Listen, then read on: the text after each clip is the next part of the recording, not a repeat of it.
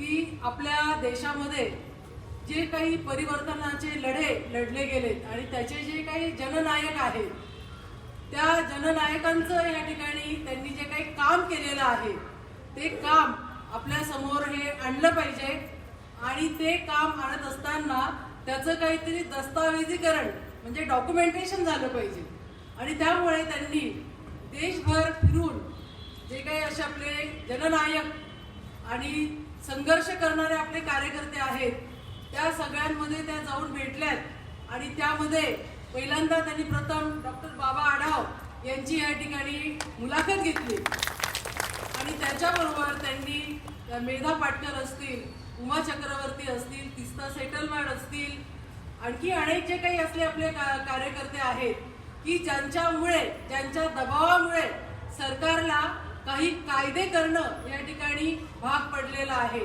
आणि त्यामुळे त्यांच्या इंटरव्ह्यूज, त्यांचे माहितीपट, त्याच्या डॉक्युमेंटरीज त्यांनी तयार केलेल्या आहेत आणि त्याचा पहिला टीजर म्हणजे जे थोडंसं त्या ठिकाणी डॉक्युमेंटरीचा जो भाग आहे तो 10 मिनिटाचा या ठिकाणी दाखवला जाणार आहे. तो जवळजवळ 30 ते 35 मिनिटाचा आहे, परंतु तेवढा तो पूर्ण न दाखवता हा आजचा भाग टीजर दाखवल्यानंतर यूट्यूबला ती आपण लिंक देणार आहोत आणि त्यामुळे आपल्याला सगळ्यांना ते पाहता येणार आहे. तर डॉक्टर बाबा आढावांना जो त्यांचा हा सगळा 7 दशकाचा जो काही संघर्ष आहे तो संघर्ष खरं एका डॉक्युमेंटरीमध्ये घेणं तसं खूप अवघड आहे, परंतु ते चॅलेंज अरुणा राय यांनी त्या ठिकाणी निखिल दे यांनी घेतलं, स्वीकारलं आणि ते आता आज आपल्या समोर त्याबद्दल चर्चा आणि संवाद देखील त्या ठिकाणी केला जाणार आहे. बाबांचं कॉन्ट्रीब्युशन सांगत असताना खरं बाबांचा परिचय करून देण्याची आवश्यकता नाही. सर्व महाराष्ट्रभर नव्हे देशभर त्यांच्या कार्याची आणि फुले आंबेडकर शाहू ही जी संकल्पना आहे तो जो काही विचार आहे तो पोचवण्याचं खरं काम बाबांनी केलेलं आहे आणि त्यामध्ये सर्वात प्राधान्य त्यांनी अंगमेहनती जो कष्टकरी वर्ग आहे जो अनऑर्गनाइज सेक्टरमध्ये झालेला होता, कारण पूर्वीचे जे काही कामगार नेते होते ते सगळे ऑर्गनाइज सेक्टरमध्ये काम करत होते आणि ऑर्गनाइज सेक्टरमध्ये काम करणं हे तुलनेने अनऑर्गनाइज सेक्टरपेक्षा अतिशय म्हणजे थोडं ते सोपं होऊन जातं. पण अनऑर्गनाइज सेक्टरच्या वर्गाला पहिल्यांदा तुमच्यावर अन्याय होत आहे, तुमच्यावर अन्याय होतो, तुमच्यावर कुणीतरी अत्याचार करतंय, तुम्हाला कुणीतरी तुमचं शोषण करत आहे हे पहिल्यांदा सांगावं लागतं. तो संवाद त्यांच्याशी साधावा लागतो, त्यांच्या मनामध्ये अन्यायाविरुद्ध चीड निर्माण करायला लागते. तर मला वाटतं गेली 7 दशकं हे काम बाबा अव्याहतपणे या ठिकाणी करत आहेत आणि त्यांच्या आयुष्यातील त्यांनी जवळजवळ 4 जे लॉंग मार्च आहेत ते त्यांनी मोठ्या मेहनतीने आणि मोठ्या कष्टाने या ठिकाणी केलेले आहेत. त्यातील जो पहिला त्यांचा जो हे होता तो एक गाव एक पाणवठा, आपण सगळे त्याच्याबद्दल परिचित आहात. बऱ्याच जणांनी तो जो काही त्यांनी जो संघर्ष केलेला होता तो संघर्ष कशासाठी होता तर डॉक्टर बाबासाहेब आंबेडकरांनी जसं महाडच्या चवदार तळ्यावर पाण्यासाठी जो काही तो संघर्ष केला आणि तो जो पाणी आहे ते सगळ्यांना सवर्णांकडून ते दलितांनाही ते मिळालं पाहिजे ही अधिकाराची जी काही लढाई केली तीच लढाई बाबांनी स्वातंत्र्य मिळाल्यानंतर देखील त्यांना ती करावी लागली आणि त्याचे ते दाहक अनुभव त्यांनी एक गाव एक पाणवठा या चळवळीमध्ये आणि या पुस्तकामध्ये आपल्याला ते लिहिलेले दिसतात.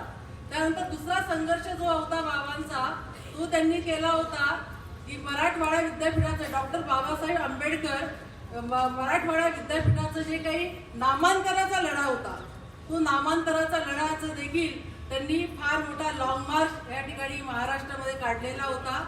आणि तिसरा जो आहे जो राजस्थानमध्ये अरुणा राय हे राजस्थानमधले आहेत आणि मला वाटतं बाबा त्यावेळेला मनूचा पुतळा राजस्थान हायकोर्ट जो आहे त्यामध्ये मनूचा पुतळा हा उभा केलेला आहे आणि कुणाच्याही ते लक्षात आलेलं नाही आजपर्यंत तो दिसतोय, परंतु त्याच्याबद्दल आवाज उठवण्याचं सगळ्यात मोठं काम डॉक्टर बाबा आढावांनी केलेलं आणि त्यांनी महाड ते राजस्थान असा एक लॉंग मार्च त्या ठिकाणी नेला होता आणि त्यामध्ये अरुणा राय असतील, निखिल दे असतील यासारखे तिथले कार्यकर्त्यांची त्यांना फार मोठी मदत झाली होती. आणि चौथा जो लॉंग मार्च होता बाबांचा, तो होता असंघटित कष्टकरी वर्गासाठी, ज्यांच्यासाठी ते 7 दशकं काम करत आहेत. आणि हमाल पंचायती सारखी संघटना त्यांनी जी एक बळकट अशी केलेली आहे, नावारूपाला आलेली आहे, त्या संघटनेचं माथाडीचं जे काही ते काम आहे ते त्यांनी त्यातून उभं केलं. पण एक माथाडी कायदा केल्यानंतर फक्त एक हमाल वर्ग त्यामध्ये आला.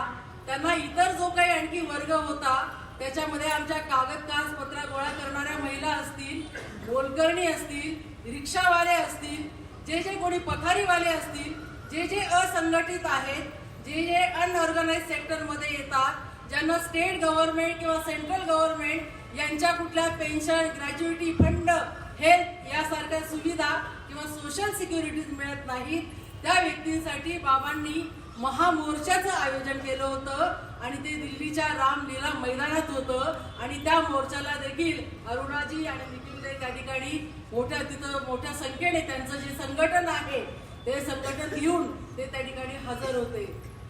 तर मला वाटतं बाबांचा संघर्ष सांगितला तर मला वाटतं 24 तासही आपल्याला पुरणार नाहीत, परंतु आपल्याला थोडीशी त्याची एक झलक या ठिकाणी सांगावी म्हणून मी सांगितलं. अरुणाजी जे आहेत त्यांच्याबद्दल माहिती सांगणारच आहेत, परंतु माहिती अधिकाराचा जो कायदा जो काही आला त्याच्यामध्ये तो इम्प्लिमेंट करावा, त्याचं ड्राफ्टिंग जे आहे कायद्याचं ते करण्याचं काम अरुणाजींकडे जातं. आणि तो कायदा करण्याचं श्रेय या अरुणाजी राज यांच्याकडे ते जातंय. मला एक त्यांच्याबद्दल एक सांगायचं आहे की त्या स्वतः IAS ऑफिसर होत्या. आणि मला वाटतं 68च्या त्या बॅचच्या IAS ऑफिसर होत्या. 5-7 वर्ष त्यांनी IAS ऑफिसर म्हणून काम केलेलं होतं. आणि ज्या वेळेला ते काम करत असताना त्यांच्या लक्षात आलं की हे काम करताना आपण पूर्णपणे न्याय, असंघटित जो वर्ग आहे, जो शेतकरी वर्ग आहे, जो कामगार वर्ग आहे, त्याला आपण न्याय पुरेसा देऊ शकत नाही. त्यामुळे त्यांनी IAS पदाचा त्यांचा राजीनामा दिला. एक लक्षात घ्या, तरुण या ठिकाणी आलेले आहेत. आम्ही आमच्या MPSC आणि UPSC साठी सगळं आयुष्य देतो, परंतु एक IAS होणारी महिला आणि तेही 68च्या त्या काळामध्ये आपला राजीनामा देते आणि या असंघटित वर्गाबरोबर त्या जोडल्या जातात. मला वाटतं हे त्यांचं चळवळीतलं खूप मोठं योगदान आहे. त्यांनी इतरांच्या चळवळीचं योगदान त्या ठिकाणी केलं, परंतु त्यांच्याबद्दल या ठिकाणी परिचय इथं दिला जाईल. परंतु आता ज्या काळामध्ये आपण या ठिकाणी आलेलो आहोत, लोकसभेच्या इलेक्शन डिक्लेअर झालेले आहेत, सार्वत्रिक निवडणुका लागलेल्या आहेत. आणि त्या पार्श्वभूमीवर आपल्यामध्ये जे कार्यकर्ते या ठिकाणी आहेत तर त्या कार्यकर्त्यांमध्ये खूप अशी अस्वस्थता आहे. कारण जो या ठिकाणी फार मोठी घोषणा करून या देशातला भ्रष्टाचार जो काँग्रेसने निर्माण केलेला आहे तो निपटून काढण्यासाठी जसा माझा जन्म झाला आहे, असं या ठिकाणी स्वतःच्या शिरावर अगदी 56 इंची छाती ठोकून जो सांगत होता नेता आणि म्हणत होता न खाऊंगा आणि न खाणे दूंगा, तर मला वाटतं इलेक्ट्रॉन जो काही बॉन्ड होता त्यामध्ये मैं ही अकेला खाऊंगा किसी को खाने नहीं दूंगा, ही त्यांनी ती एक घोषणा मला वाटतं त्यांची केलेली आहे. आणि ह्या परिस्थितीमध्ये आपल्याला लक्षात येईल की फार मोठं आव्हान आपल्या पुढे आहे. आणि या आव्हानाचा बाबांचं आणि अरुणाजींचं, निखिलजींचं काम हे तर खूप मोठं आहे, परंतु आता हा जो काही आपल्या पुढे जो या ठिकाणी राक्षस निर्माण झालेला आहे त्याला आपण कसं तोंड द्यायचं.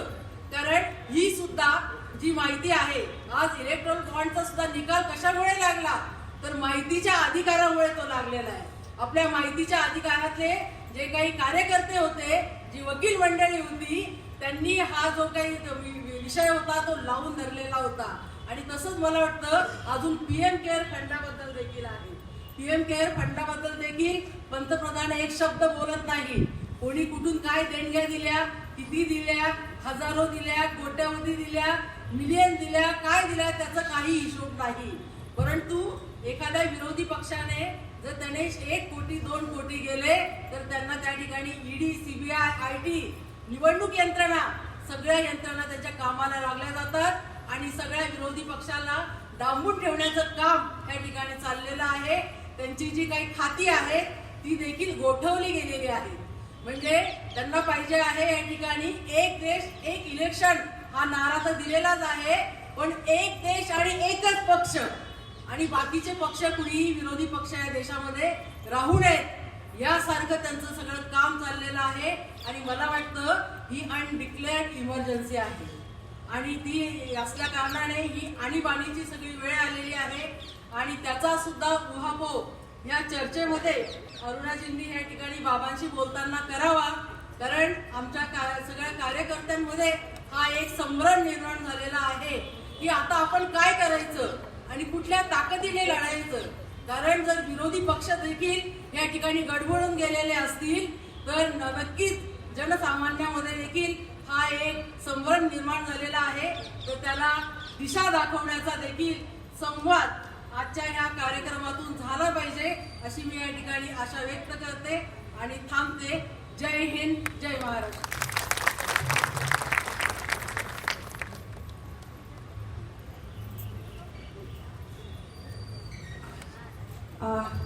धन्यवाद शारदा.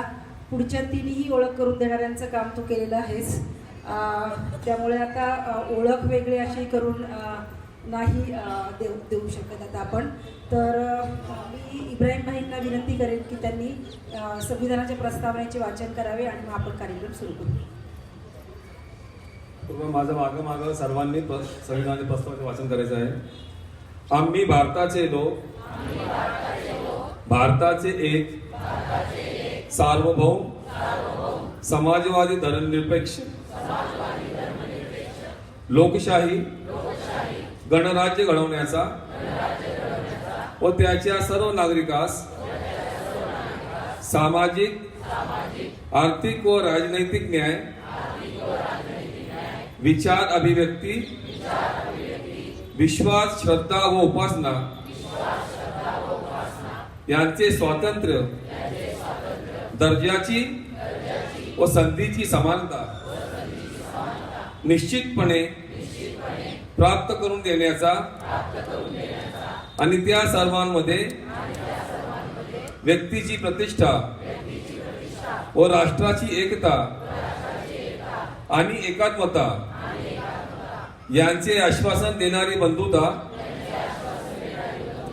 प्रवर्धित करण्याचा संकल्पपूर्वक निर्धार करून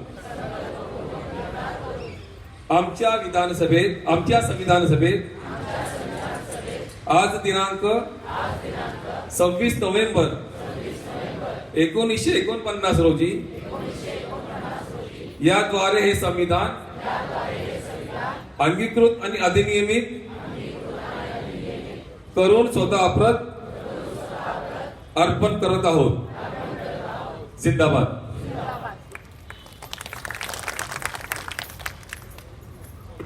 धन्यवाद इब्राहिम भाई. यानंतर मिलिंद मुझे बीच बीच में बोला है हिंदी में बात करनी है तो मैं कोशिश करूंगी, लेकिन हमारा ये मकसद नहीं होता है कि हम मराठी बोल के सामने वाले का अनादर करें, लेकिन ये आदत जो है ना हम वापस मराठी पे आ जाते हैं, तो उसके लिए मैं माफ़ी चाहती हूँ. अभी मैं जया मस्के जो कागज का पत्र कष्टकरी पंचायत की हमारी मेंबर है उनको अरुणा जी और निखिल जी को किताब देके काही आठवत नाही वेळेत अचानक, म्हणून ते हिंदीचा पण गडबड होते. तो किताब दे दोनों को दीजिए ना, त्यांना दुकानला द्या. बाबांना नाही द्यायचंय, बाबा नाही.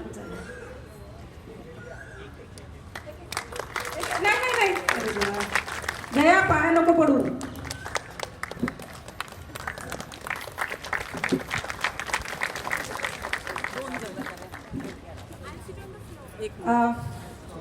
यांना येऊ देता मदत करा. हे इतकं आग गेलेलं असेल ना, तर म्हणजे जाणीवीच्या पातळीवर ते आहे, पण गंमत होती जरा. मैं अभी अरुणा जी को विनंती करूंगी कि वो जो डॉक्यू सीरीज है उसके बारे में अपनी प्रस्तावना रखें. अरुणा जी आप डॉक्यू सीरीज के बारे में बताएंगे. नहीं, शुभम नंतर शेवटी बोलना है. हाँ. सबको जिंदाबाद. बाबा को और सभी उपस्थित सारे संघर्षशील जितने भी मजदूर साथियों के साथ काम करने वाले संगठन जितने लोग आज हम उपस्थित हुए हैं, सबको मेरा जिंदाबाद। मजदूर किसान शक्ति संगठन का जिंदाबाद और लोकतंत्रशाला का जिंदाबाद। हमारा एक नारा है, हम कहते हैं कि न्याय समानता हो आधार, ऐसे रचेंगे हम संसार। तो आप मेरे साथ बोलिए, मैं कहूँगी न्याय समानता हो आधार, आप कहेंगे ऐसे रचेंगे हम संसार। न्याय समानता हो आधार। इसी चक्कर में, न्याय और समानता के चक्कर में मजदूर किसान शक्ति संगठन ने खोज किया, जिसके लिए सूचना का अधिकार मिला। मैं 2010, 11, 12, 13 में वापस मेरे गांव गई, तो गांव में घूमी तो मैंने देखा कि इस 2000 के बाद जन्मे हुए पीढ़ी और मेरे में बहुत फर्क है। मैंने ये देखा कि जो कहानियां हम गांव के चौपाल में सुनते थे, जो हमारी नानी दादी सुनाती थी, जो बुजुर्ग सुनाते थे, उन सब के ऊपर दो तरीके के हमला हो गया। एक तो आपके इलेक्ट्रॉनिक मीडिया का जो चक्कर पड़ा है, जो व्हाट्सएप यूनिवर्सिटी कहते हैं आजकल, उसका एक बहुत बड़ा असर हो गया है। और क्योंकि गांव में भी परिवर्तन आ गया है, वो चौपाल और वो बुजुर्ग वो चौपाल में नहीं मिलते हैं, तो कहाँ मिलते हैं? कहीं और मिलते हैं। तो कहानियां जो मुख जवानी हमारे, मेरे दादा की, मेरे दादी की, मेरे नाना नानी की कहानियां, बाबा की कहानियां, जो कहानियां हम लोग सुनते आ रहे हैं, वो कहानी कहने के लिए मंच नहीं रहा है अभी। तो मुझे लगा कि आज के जमाने में जो हम जैसे काम करने वाले हैं, हमारे ऊपर बहुत लांछन लग रहे हैं। कोई तो कह रहा है कि हम क्या जीवी है, आंदोलन जीवी है। कोई कहता है कि हम नक्सलवादी के साथ देते हुए अर्बन नक्सल है। कोई कहता है हम देशद्रोही है, और कई सारे हमारे साथियों को पकड़कर जेल में भी डाल दिया है। तो मुझे लगा हम देश को जितना प्रेम करते हैं और जिसके लिए हम लोग काम करते हैं, कोई दूसरे भी होंगे मगर हम भी हैं, तो हमारा पहचान क्यों नहीं हो रहा है? तो समझ में आया कि जानकारी नहीं है, सूचना नहीं है। तो उस सोच को लेकर आगे बढ़ते हुए मुझे लगा कि ऐसे जो प्रबुद्ध लोग हैं, उनकी कहानियां आप सबके सामने रखने की तो हम लोगों तो जानते हैं, मगर जो युवा पीढ़ी है उसके सामने है नहीं। ये भी समझ में आ गया कि भाषण सुनने में रुचि नहीं है, पढ़ने में भी कम रुचि है। अभी मराठी में आरटीआई की कहानी की किताब साधना पब्लिशर्स ने पब्लिश किया, वहाँ पढ़ा है। आप लोग किसी को खरीदना तो खरीद भी सकते हैं, अगर पढ़ने की आदत भी नहीं है तो करें क्या? आजकल युवा साथी जितने लोग बैठे पॉडकास्ट सुनते हैं, वो तो लंबा सुन लेंगे मगर कहानी लंबा नहीं पड़ेगी। और वो जो चीज़ें आती है वो 2 मिनट का आता है तो और अच्छा बढ़िया, और 2 मिनट से ज़्यादा होता है तो उसके लिए तकलीफ।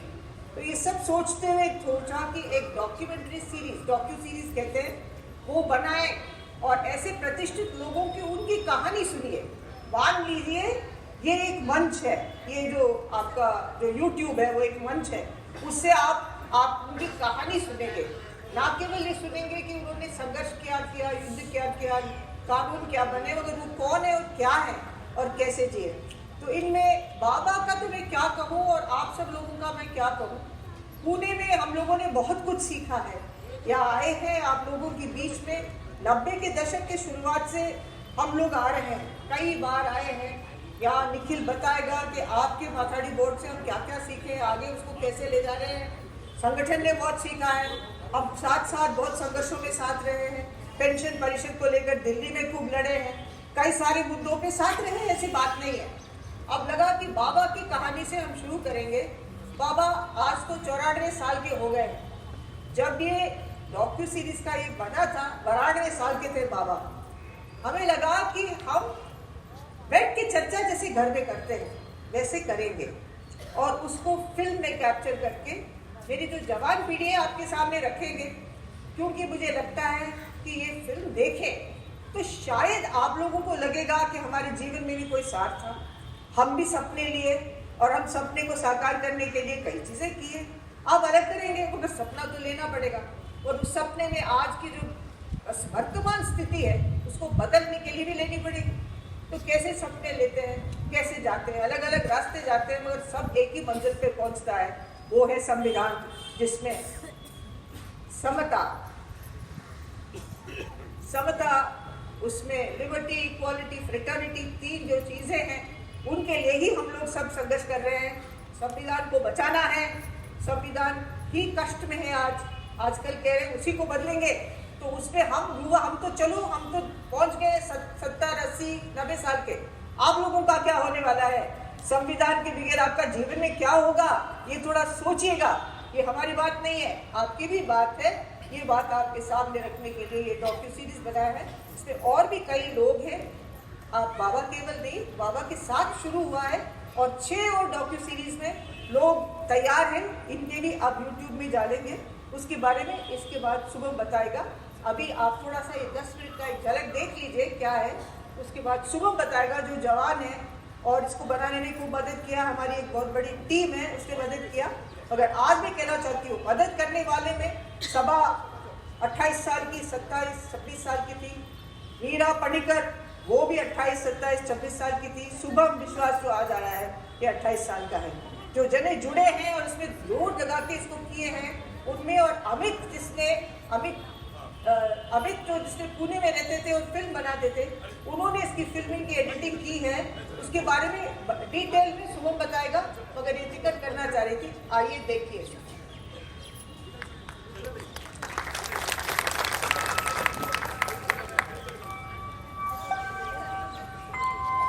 मैं 3 गुरु मानता हूँ। एक कबीर को मानता हूँ, एक बुद्ध को मानता हूँ, एक फुले जी को मानता हूँ। I am a democratic socialist.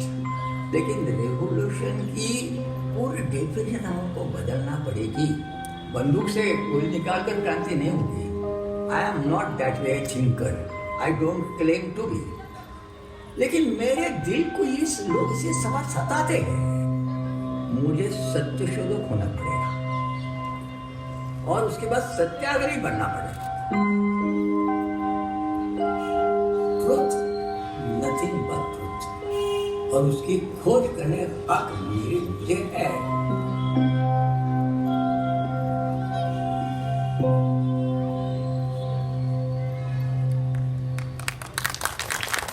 पापा अटल 92 साल के हो गए। उनके 50 साल से या 60 साल से वो पुणे में मजदूरों के लिए, असंगठित मजदूरों के लिए काम करते आ रहे हैं। उनके प्रमुख कामों में से जो बहुत मशहूर है, एक तो उन्होंने एक माथाड़ी बोर्ड करके एक संस्था, एक सरकार भी स्थापित किया है जिसका नाम है Maharashtra Mathadi Hamal and other manual workers act. मेरे बारे में कहा जाए तो I had been in the jail for 50 times for I made satyagraha. As Gandhi said, what we call सविनय कायदे भंग, लॉ ब्रेकिंग। तो ये बात है कि बहुत कम लोग ऐसे हैं कि जो ऐसी सोच में है। कितने बारे में वो जेल में गए, जा सकते क्या, क्यों नहीं गए? सत्य की बात होती है, सत्याग्रह की बात होती नहीं है। ये मेरे दिमाग से ऐसा मुझे लग रहा है। I am a democratic socialist. I am a Democrat. Socialism की क्या हालत है उसके पूरे बड़े डिफरेंशिएशन है। लेकिन मैं इस नतीजे पर थोड़ी मैं कह देता हूँ सिर्फ डेमोक्रेटिक सोशलिस्ट होने से नहीं होगा। मुझे सत्यशोधक होना पड़ेगा और उसके बाद सत्याग्रही बनना पड़ेगा। सत्यशोधक महात्मा ज्योतिराव फुले ने खुद कहा ट्रूथ सीकर। अब देखिए कैसी है। डॉक्टर बाबा साहब अम्बेडकर जी का नाम लेते हैं। अभी डॉक्टर बाबा साहब अम्बेडकर जी ने आखिर में क्या कहा? मैं 3 गुरु मानता हूँ। एक कबीर को मानता हूँ, एक बुद्ध को मानता हूँ, एक फुले जी को मानता हूँ। और ना मेरी अपनी एक प्रार्थना है। उन्होंने कह दिया इसलिए नहीं, लेकिन वो भी उनकी भी सोच थी ना, वो भी बदलाव चाहते थे ना पूरा। और वो चाहते थे डेमोक्रेटिकली हो जाए, इसलिए तो संविधान हमारे सामने रख दिया। हमें अब हमारा रास्ता ढूंढना है और हमारा पक्का करना है। संघर्ष में संवैधानिक मूल्य और अधिकारों के तहत एक जनता को, लोगों को, लोक राजनीति को, लोकतंत्र को मजबूत करने के लिए, भागीदारी की लोकतंत्र को मजबूत करने के लिए, न्याय के लिए, समानता के लिए, भागीदारी के लिए जो काम किए हैं उनकी कुछ न कुछ कहानियां सबको सुनना चाहिए। हम लोगों ने कोशिश करके महाराष्ट्र में प्रोजेक्ट अफेक्टेड पर्सन्स के लिए जो कानून बनवाया है उसमें बिल्कुल यह हुआ है कि ये जो प्लान बनाते हो आप डैम का, उसका ही उसका पुनर्वसन उसका भाग बनना चाहिए। नर्मदा के बारे में भी हम लोगों ने मांग की थी कि तो आप सब बात करें, बिजली की बात कर सब कर रहे हैं, लेकिन जो लोग डूब गए उनके लिए नए संपत्ति में कौन सा हिस्सा है इसमें? आज महाराष्ट्र में आप देखा जाए प्रोजेक्ट अफेक्टेड पर्सन्स का कानून है जिसमें यह है कि जो लोग डूबने वाले ट्राइबल हो कोई हो, उनके लिए जमीन देना चाहिए आपको। जो नए एरिया में बन जाएगा उसमें आपको जमीन देना पड़ेगा। देख वो बोलता जमीन कहाँ से लाओ, जमीन कहाँ से लाओ बोले।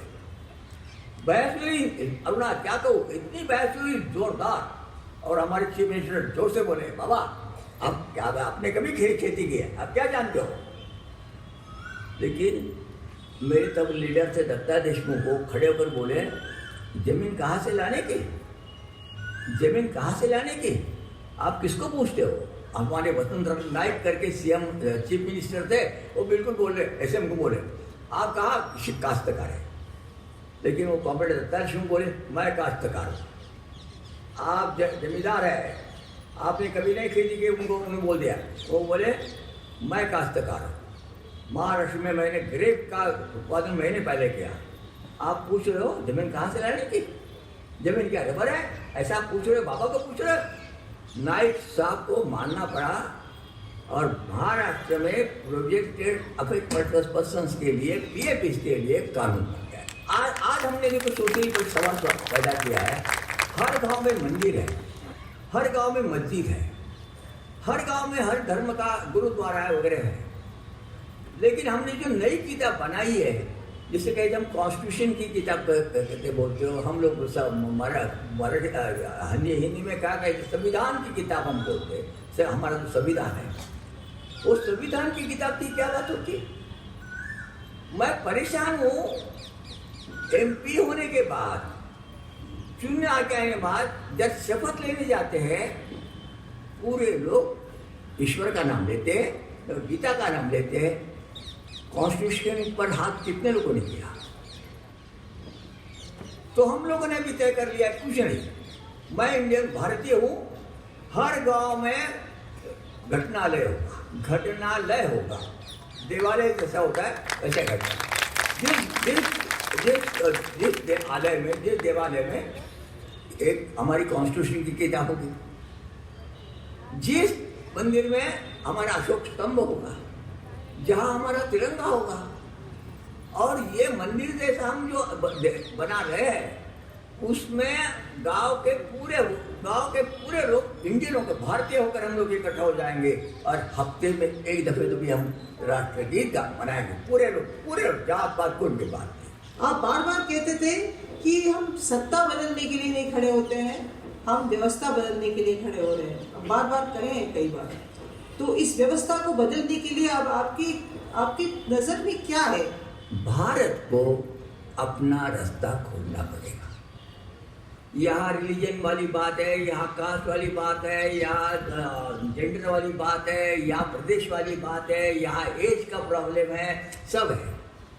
और दूसरी तरफ हमारी जो संविधान है, जिस संविधान में लोग डेमोक्रेसी है, स्वातंत्र्य है, समता है, बंधुता है, उसमें विज्ञान निष्ठा है, धर्मनिरपेक्षता की बात कही गई है, डेमोक्रेसी की बात कही गई है, और सोशलिज्म का भी हमने कर दिया है।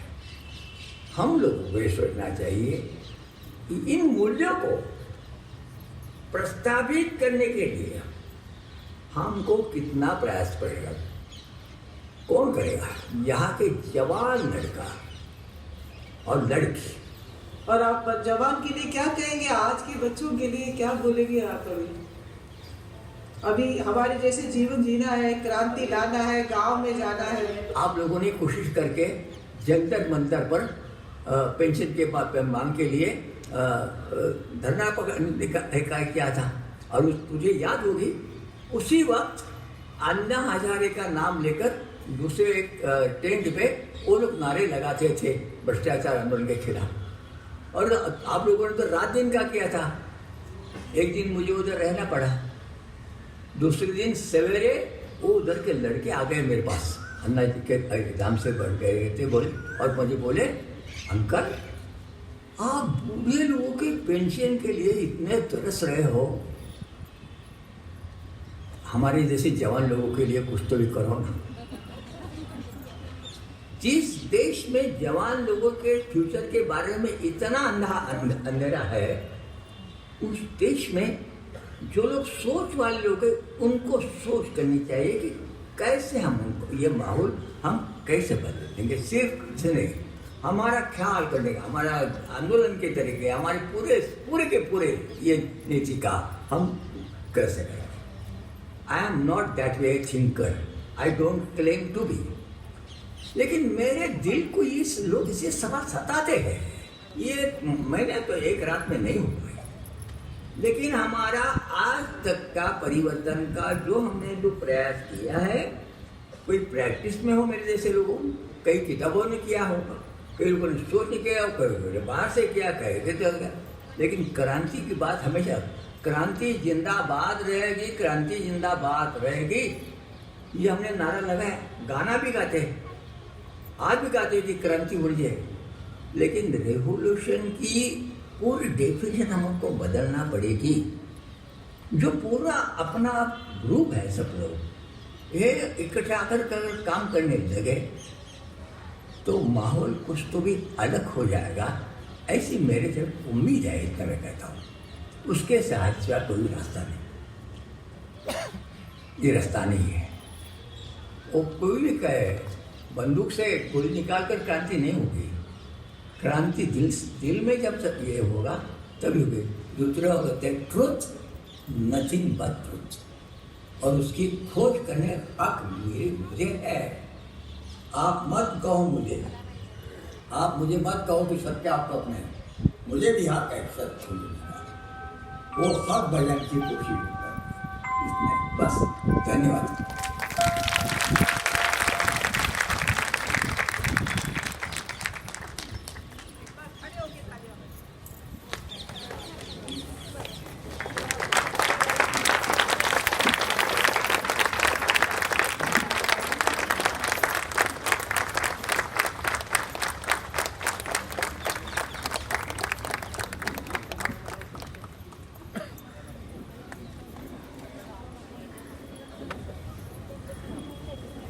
अभी हम सब लोगों को बहुत क्यूरियोसिटी है पूरा फिल्म देखने की, तो हम वो आगे देखेंगे। लेकिन ये जो फिल्म बनाने के लिए शुभम आए हैं यहाँ, वो एक प्रोसेस का एक भाग थे और यंग है, तो उनकी क्या राय है, उनको क्या लगता है, तो उसके बारे में भी हम सुनेंगे। शुभम।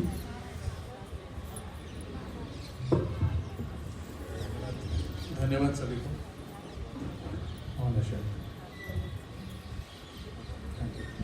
तो पहले तो मैं कह दूं कि मैं यहाँ पे कुछ नया नहीं बोलने वाला हूँ जो आप लोगों को ऑलरेडी नहीं मालूम है। और दूसरी बात है कि ना तो मेरी मातृभाषा हिंदी है और ना ही मराठी है और ना ही अंग्रेज़ी है, तो गलती हो सकती है, माफ़ कर दीजिएगा। और बहुत ही मुश्किल काम है बाबा के इतने अच्छे वीडियो, इतने अच्छे बात सुनने के बाद बात करना, तो उसके लिए भी अगर कुछ गलती हो तो माफ़ कीजिएगा। तो मुझे कहा गया है कि जवान होने के नाते क्या मुझे लगता है इस समय क्या ये सारे जो हमारे कोशिशें हैं इसकी क्या महत्व है। तो अभी के समय में, वर्तमान के समय में काफ़ी ज़्यादा अभी हमारे पास चुनौतियां हैं। हम बहुत सारे चुनौतियों हर तरफ से घिरे हुए हैं। पहला जो चुनौती मुझे लगता है अभी के माहौल में बहुत गंभीर है, वो है जो हमारे बात करने की, हमारे सोचने की जो जगह है वो बहुत सीमित होती जा रही है, वो बहुत ज़्यादा घटती जा रही है। हम ना तो स्कूल कॉलेजेस में अभी बात कर सकते हैं अपने मनचाहे विषय पे, हम ना अभी हाल ही में कुछ दिनों पहले जनवरी में मुझे याद है कि मैंने कहीं पे पढ़ा था, films and television institute of India में किसी ने कुछ एग्जीबिशन लगाया था और उसके बाद उन्होंने कुछ गुंडे घुस के आए थे और वहाँ पे तोड़फोड़ की, साथ में बैनर्स भी जलाए। तो इस प्रकार का माहौल बना हुआ है कि आप अपने मर्जी से कुछ सोच नहीं सकते, कहीं पे अगर धरने पे बैठना है तो वो बैठ नहीं सकते, सोशल मीडिया पे भी नहीं लिख सकते आप। सोशल मीडिया का भी दौर, सभी कहते हैं सोशल मीडिया का दौर है, लेकिन सोशल मीडिया पे आप भी नहीं लिख सकते।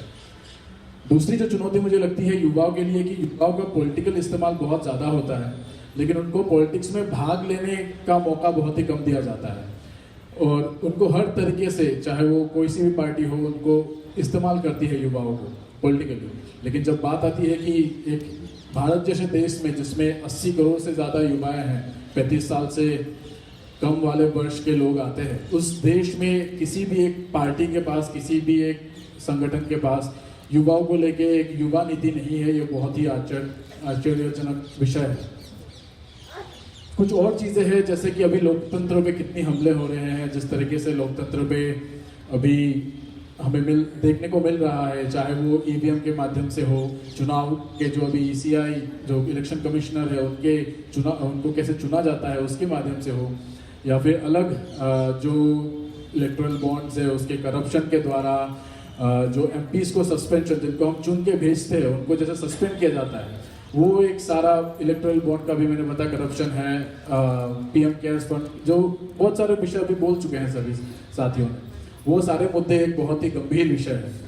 साथ ही में जैसे अभी कल्चरल जो एक बहुत चेंज आ रहा है, अभी कुछ लोग कोशिश करते हैं कि 1 nation 1 culture, 1 nation 1 language, 1 nation 1 food habit, सब कुछ एक करने की कोशिश कर रहे हैं। मुझे मालूम है मराठा के लोग, महाराष्ट्र के लोग कितने ज़्यादा अपने लैंग्वेज को लेके, अपने संस्कृति को लेके गौरव करते हैं अपने ऊपर।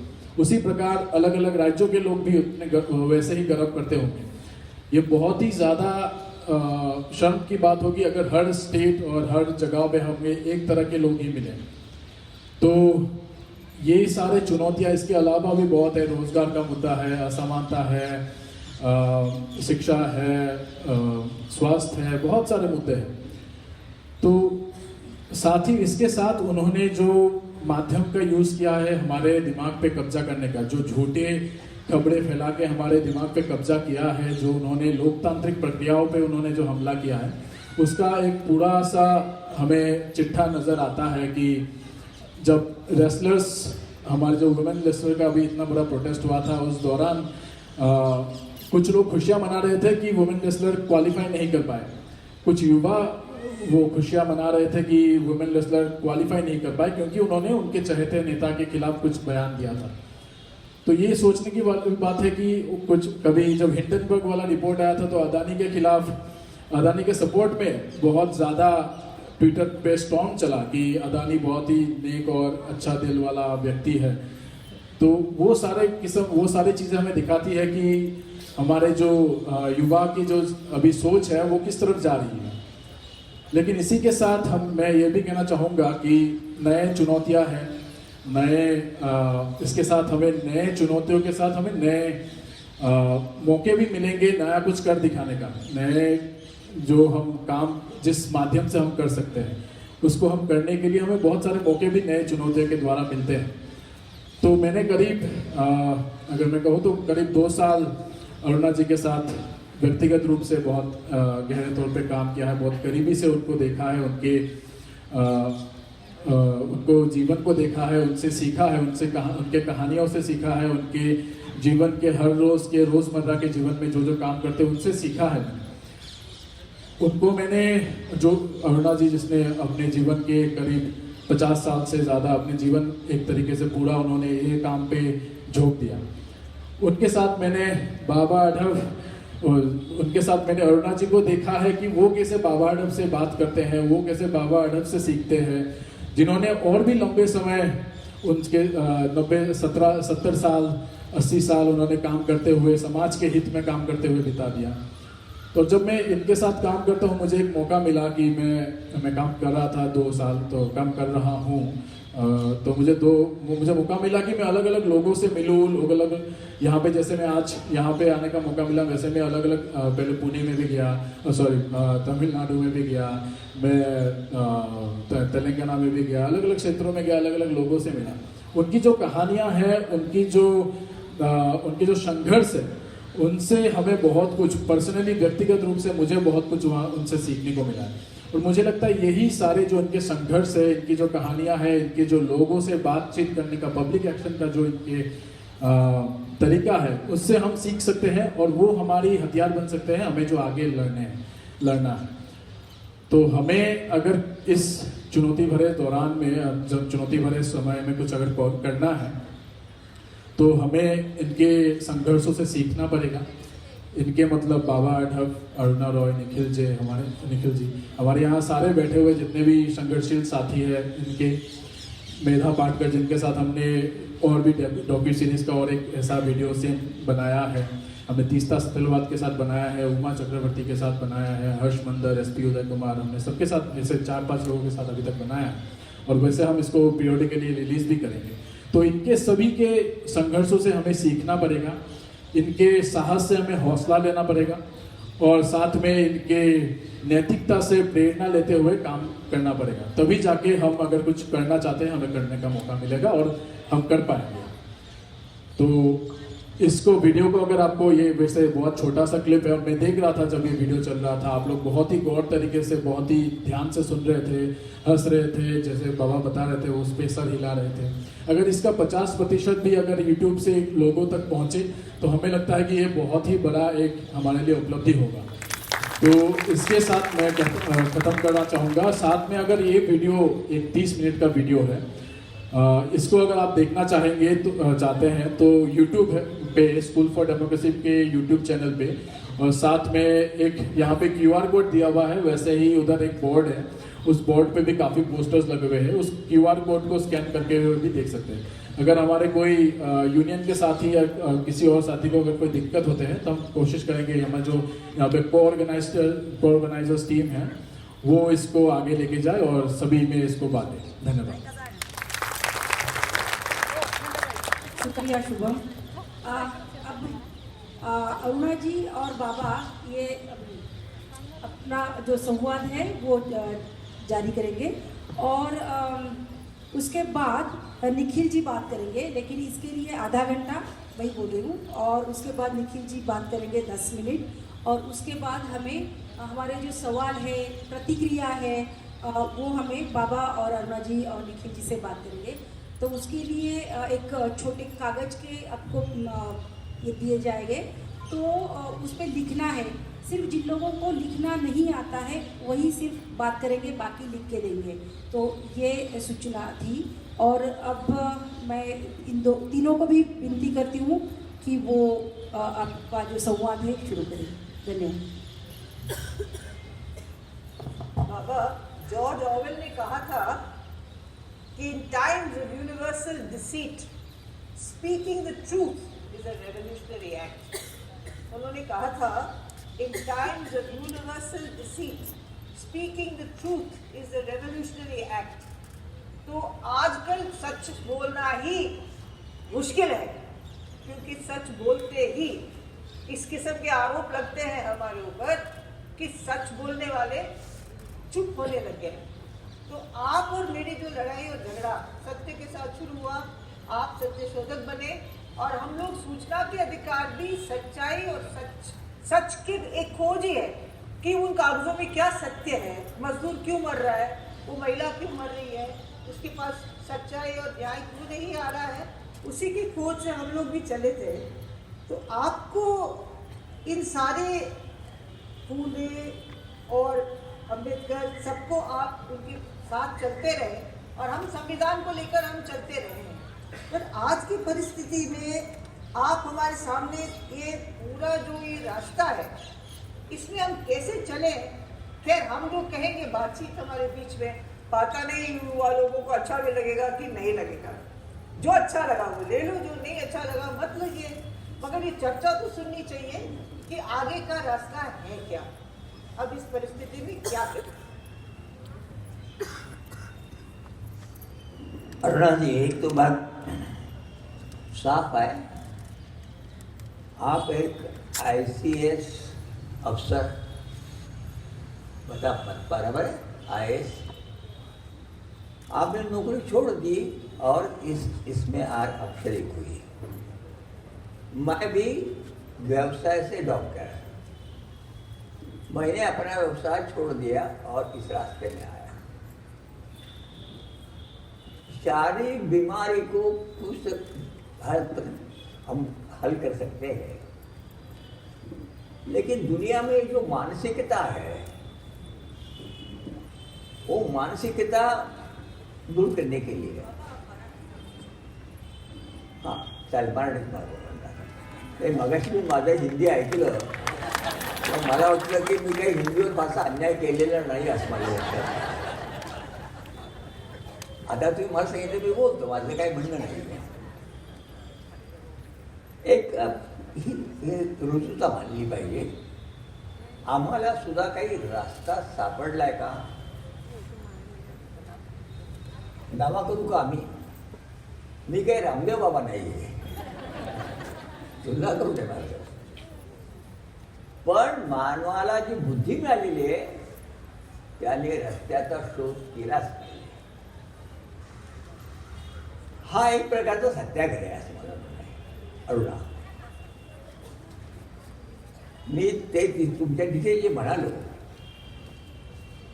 त्यानंतर मी त्यात पाहिलं की एक दोन शब्दाचं उत्तर येईल का?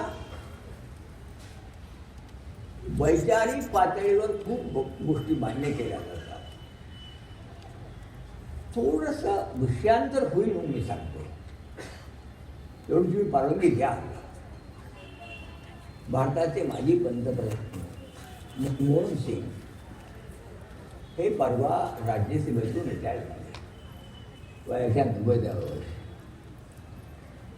आणि त्यांच्यावर काही वर्तमानपत्रांनी लिहिले की त्याच्यावर अन्याय कसा झाला. तो अन्याय कसा झाला म्हणाले तर पंतप्रधानपदी मनमोहन सिंग असताना त्यांच्यावर नियंत्रण ठेवणारी एक कमिटी सोनिया गांधींनी तयार केलेली. तिचं नीती आयोग काहीतरी नाव, नॅशनल ॲडवायझरी कौन्सिल तयार केलं. आणि त्या कौन्सिलच्या या सभासद होत्या. माझं त्यांचं नातं कसं जमलं ते तुम्हाला मी सांगतो. मी त्यात नव्हतो, परंतु आमच्या चळवळींचा आवाज काहीतरी जावा त्यांच्यापर्यंत यासाठी या मंडळीने आम्ही भेटतो. जॉन ड्रेक होते, तुमच्या ते इनाबेन भट त्यामध्ये होत्या गुजरातच्या वगैरे. आणि आम्ही या मंडळीने भेटत होतो की आमच्या ह्यांचे प्रश्न, या प्रश्नांना काहीतरी करा ना. मनतेसिंग अवलियावाले आलेले आहेत, मनमोहन सिंगजी जागतिक बँकेतून आलेले आहेत, कबूल आहे. अर्थशास्त्रातून त्यांचा ना अफाट आहे, पण आमच्या वाट्याला काहीच येत नाही ना. काय करायचं काय? सामाजिक सुधारणा कायदा साधा सोशल सिक्युरिटी ऍक्ट होत नाहीये, करायचं काय? म्हणून आम्ही यांच्यासारखा पेक्षा करतो. म्हणजे तुम्हाला थोडं लांबडीचं बोलता येणार नाही. लोहगावच्या विमानतळावर सोनिया गांधींना आम्ही भेटायला गेलो. आमच्या वाडीकर मॅडम बरोबर होत्या. बंधन घातलं होतं की 4 शिवाय तुम्हाला कोणाला जास्त भेटता येणार आहे. आम्ही रस्त्यावर आढाव्यात ठरवलं.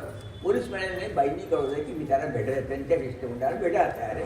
त्याला मला माझा रस्ता अडवू नका. म्हणजे ठीक आहे. विमानतळावर आम्ही गेलो. बंदोबस्त आम्हाला नेलं. धाडाधडती सगळी झाली, दोस्तीची झाली. आम्ही त्यांच्या हातामध्ये एक कागद दिला. बाईंनी तो वाचला आणि बाई म्हणाल्या, I am totally with you. My government is bound to do it and if they don't I shall be with you. ही 4च वाक्य. पुण्यातले वर्तमानपत्रांनी वगैरे काय ते सोडून द्या, आपल्याला बोलत नाही. 1.5 वर्ष मी वाट पाहिली, काही झालं नाही. आणि मग यांच्या सहाय्याने बाईंना भेटायला भेटायला गेलो. आणि मी त्यांना ते पत्र, बाई खरंच म्हणजे आश्चर्य वाटेल मला, त्यांना त्याची आठवण होती. आणि मग इतकी चक्र भरा भरा भरा भरा भरा हे झाली. म्हणजे मला प्रसंग सांगताना माझ्याबरोबर 3 महिला होत्या. ह्या होत्याच, पण आमच्याबरोबर बरोबर एक महिला होती. ती बिचारी कष्ट करीत पाय खुर्चीतून बसली होती. तिकडून बाई येत होत्या आणि मी त्या बाईनं असं केलं, पाय खाली घ्या.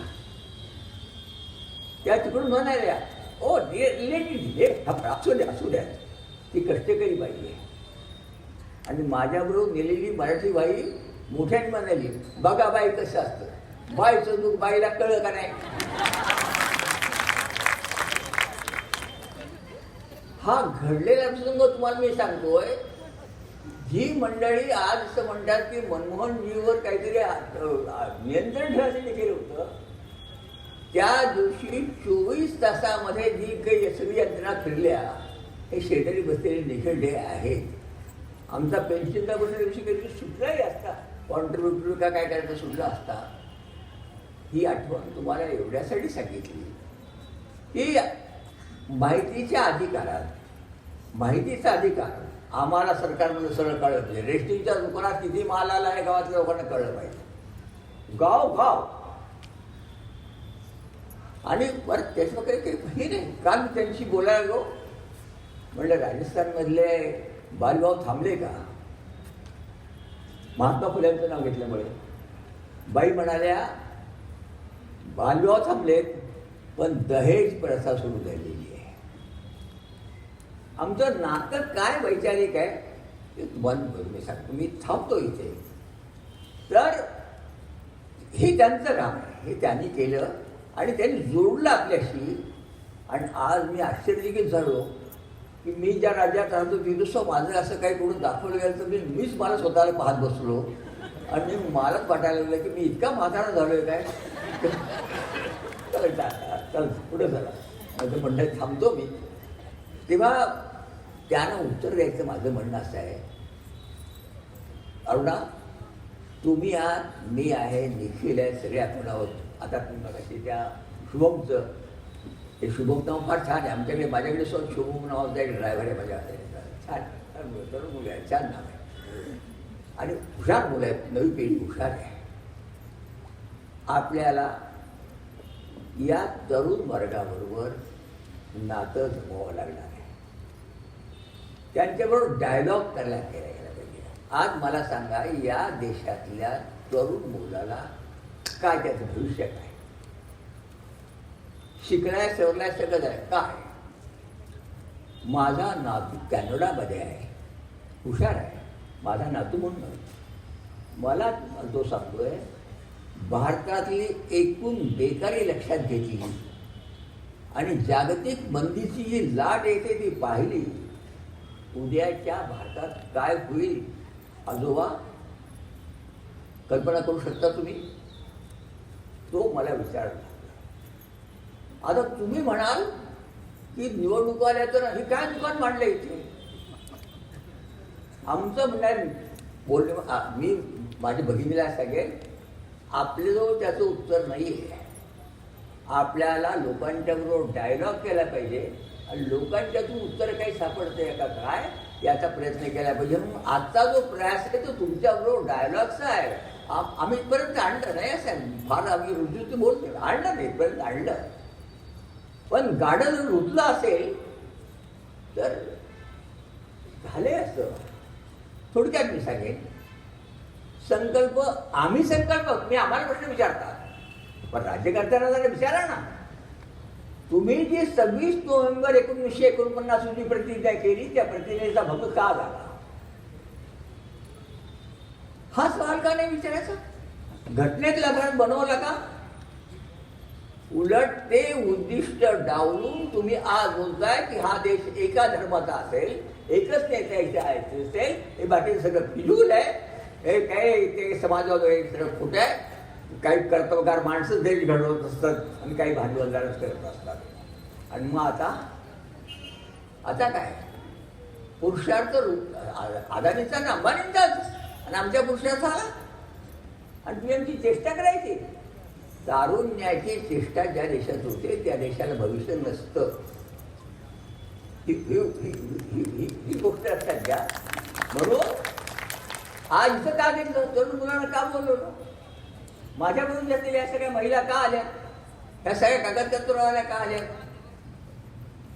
आणि मग मी पाहतो आमच्याजवळ जी पुस्तकं येतात त्या पुस्तकात उत्तर सापडत नसेल, परंतु या मंडळींच्याबरोबर जे काम केलं आहे वर्षांवर आम्ही करतो त्यांच्याबरोबर डायलॉगमधून आम्हाला थोडासा काहीतरी मार्ग निघू शकेल असं मला वाटतं. शांततामय सत्याग्रह. आज लोक, माझ्या वयाचे लोक रोगात जायला घाबरतात. मला काय कळतं, आणि जिकडे तो रेडी यायला उचलते त्याला हात घालते, रेडी उचल त्याला काय घालते. मैं आपसे ये कह रही हूँ कि आपका ये अनुवाद कर रही है. जैसे मेरा मातृभाषा तो तमिल है, मैं दिल्ली में पली तो हिंदी बोलने लग गई. राजस्थान में राजस्थानी बोलती हूँ. शादी बंगाल में हुआ तो बंगाली भी थोड़ी बहुत बोलती हूँ. मराठी बाबा के साथ, लेकिन आधा मराठी है तो उसके साथ थोड़ा बहुत, इनकी माँ भी आई हुई है तो थोड़ा बहुत मराठी कानों में पड़ता है. फिर भी समझ तो कम ही आता है पूरी बातें. मगर इसलिए हम लोग कह रहे हैं भाषा की तो बहुत बड़ी समस्या है देश में. इसलिए हिंदी अंग्रेजी बोल दिया. हिंदी या अंग्रेजी सबको मालूम होना चाहिए. उसमें बहुत विरोध है. विरोध सब जगह से. हम तमिलनाडु में गए तो तमिलनाडु में एक बहुत बड़े लेखक हैं, तो उन्होंने, पेरुमाल मुरुगन नाम है, उन्होंने खूब इसका विरोध किया. उन्होंने कहा तमिल में बोलो या तो जाओ. अब तमिल में बोलो तो जाओ, नहीं तो आप सभी भाषा बराबर है. ये राष्ट्रभाषा क्या होता है? सब भाषा बराबर है. मैं ये कह रही हूँ कि बराबरी का अर्थ हर जगह अलग अलग किस्म से लोग अलग अलग तरीके से समझ रहे हैं बाबा. अब हमारे जो युवा लोग हैं, इनके पीछे एक बीमारी है. वो क्या बीमारी हो गया? ये जो व्यवस्था, अर्थव्यवस्था हमारे यहाँ आ गया है, वो हर एक के साथ एक ट्रांजैक्शन का रिलेशनशिप करता है. जैसे सौदाबाजी का ही रिश्ता है. मेरा पैकेज क्या है, मेरा कहाँ होगा, मेरा ये क्या होगा, मेरा वो क्या होगा, सब एक व्यक्तिगत रूप से आ गया है.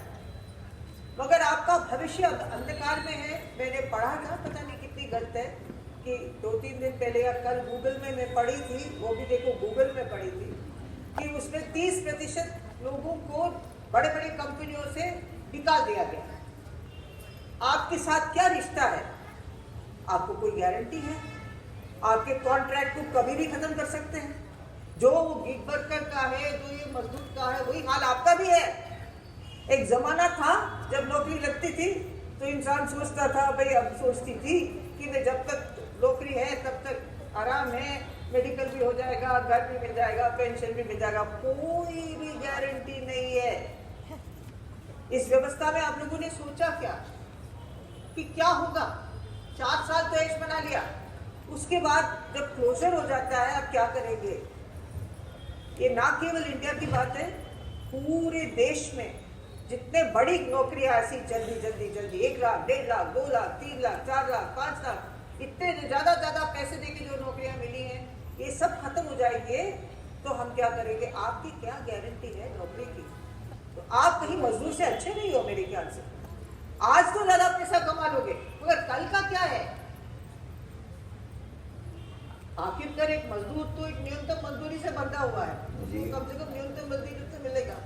नरेगा में जाके काम भी कर लेगा, हाथ पांव लगा लेगा, कुछ खोद देगा, आपका क्या होगा? इसलिए युवा लोगों को हमारे साथ बात करनी चाहिए कि क्योंकि अलग अलग नहीं है, जितना दिख रहा है उतना अलग दुनिया नहीं है. दुनिया के न्याय के लिए, समानता के लिए लड़ना ही पड़ेगा. और इसमें सामूहिक आवाज के अलावा कुछ नहीं है. अकेला आवाज कभी नहीं जीत सकता है. और आपके इस पूरी संस्कृति में एक व्यक्तिगत आवाज को इतना जगह दिया जा रहा है, जितना बढ़ावा दिया जा रहा है, उसको भी आप लोगों को थोड़ा परखने की जरूरत है, जहाँ मुझे लगता है. क्योंकि क्यों बाबा, आपका क्या सोचते हैं इसको? आपने बीच में गारंटी का शब्द इस्तेमाल किया. आजकल की गारंटी, मोदी गारंटी. अरे जवान लोगों को बोलो ना, कुछ तो भी बात करो. ये जो जुमला हो रहा है सिर्फ मोदी गारंटी. अब क्या करें? दिवाला निकल गया है पूरा. और हम लोग सोचते कि कुछ तो भी सोच चाहिए. पैसे का तो गड़बड़ी छोड़ दो, लेकिन दिमाग का जब ऐसा सब बहलस हो जाती है, वो खतरा सबसे बड़ा है. तुम और मैं सामान्य आदमी हो, लेकिन फिर भी हमारी जो सोच है, वो सोच और विज्ञान का ये ये सब विज्ञान की बात चल रही है, चलिए विज्ञान मान्यता भी हमने ली है कॉन्स्टिट्यूशन। मैं चाहता हूँ आपने जो ये प्रयास शुरू कर दिया है ना, इससे एक अलग तरीके से जन संवाद की शुरुआत हो रही है, बहुत बड़ी बात है। मैं आपकी इज्जत करता हूँ, सम्मान करता हूँ।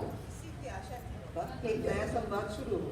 जन संवाद शुरू हो, इसमें से कुछ तो भी सवाल को जवाब आ जाएगा, ये मेरी राय है। तो मेरा तो गुस्सा बढ़ गया है, मैं सच कहता हूँ तुम्हें, ये जो शुरू हुआ है, ये जो है हमारे जवान लोग जो कुछ है जिनके लिए एक गारंटी का, जो गारंटी नाम का जो कोई आया है बाजार में, बाजार पे गारंटी आई है ना, इसका तो समाचार आप लोगों को ही लेना होगा ना, नहीं तो क्या होगा। चलो आगे चलिए।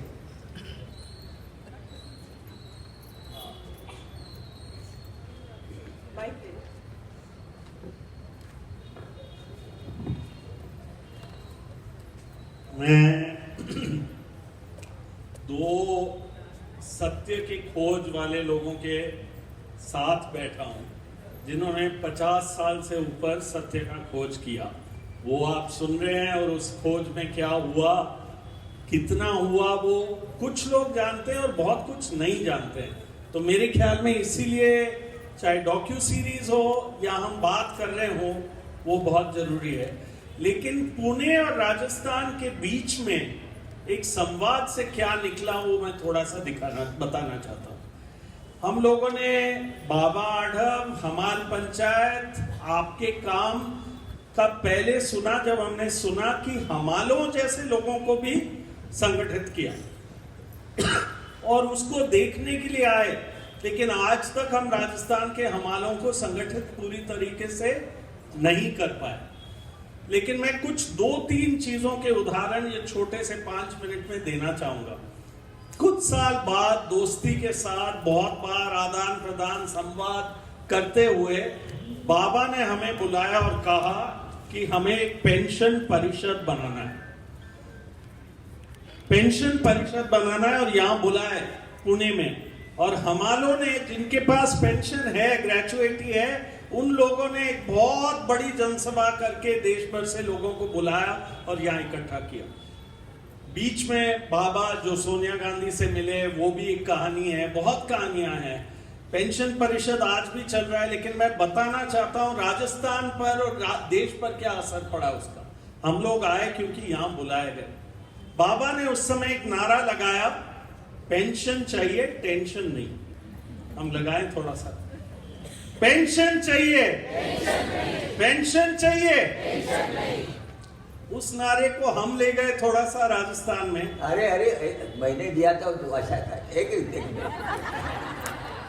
हम इस सोनिया गांधी को मिलने गए राजघाट पर, और वो चली थी लंबे से, आणि त्या राजघाटावर महात्मा गांधींना हे करायला आलेल्या होत्या, आणि आम्हाला बाहेर उभं केलं होतं निदर्शकांना, आणि आम्ही जोराजोरात घोषणा देतो, सुनिएगा सोनिया गांधी, आपके लिए पेंशन है, हमारे लिए टेंशन है।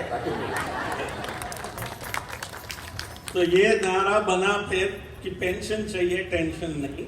और ये सही है, ये ऐसे चला कि आपके लिए, सारे पार्लियामेंट वालों के लिए तो पेंशन है, बाकी देश के लिए टेंशन है। तो ये नारा चला।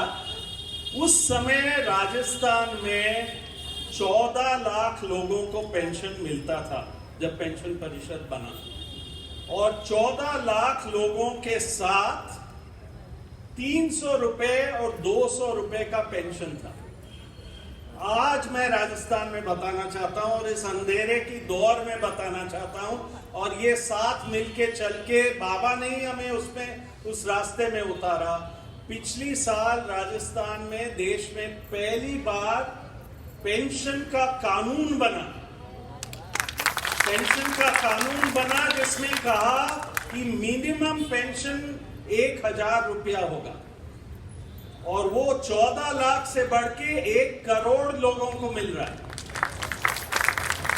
और वो हर साल 15% बढ़ेगा, हर साल 15% बढ़ेगा तो इस साल 1150 हो गया। तो वो कहां से आया? वो बाबा ने हमें बुलाया, पीछे किया, और देश भर में अभी भी चुनाव आ रहा है, अभी भी वो 200-300 रुपए है जो मोदी की गारंटी है कि आपको गारंटी है 200 रुपए की पेंशन, आपको गारंटी है पेंशन की। तो आप और हम मिलके इस देश में ऐसा कानून ला सकते हैं, ऐसे ही उम्मीद करेंगे। और मैं बताऊंगा जो राजस्थान ने नारा किया क्योंकि नरेगा आपके यहां से ही हम सीख के गए, काम का अधिकार। तो नरेगा बना और उस समय था हर हाथ को काम मिले, काम का पूरा दाम मिले, हर हाथ को काम मिले, फिर नारा बना जब ये पेंशन वाला चालू हुआ, काम का पूरा दाम मिले, बुढ़ापे में आराम मिले, काम का पूरा दाम मिले, बुढ़ापे में आराम मिले। उन्होंने कहा आराम करो, बिना पैसे के करो, तो उससे कोई आराम होगा। तो नारा बना बुढ़ापे में आराम मिले, पेंशन और सम्मान मिले, बुढ़ापे में आराम मिले,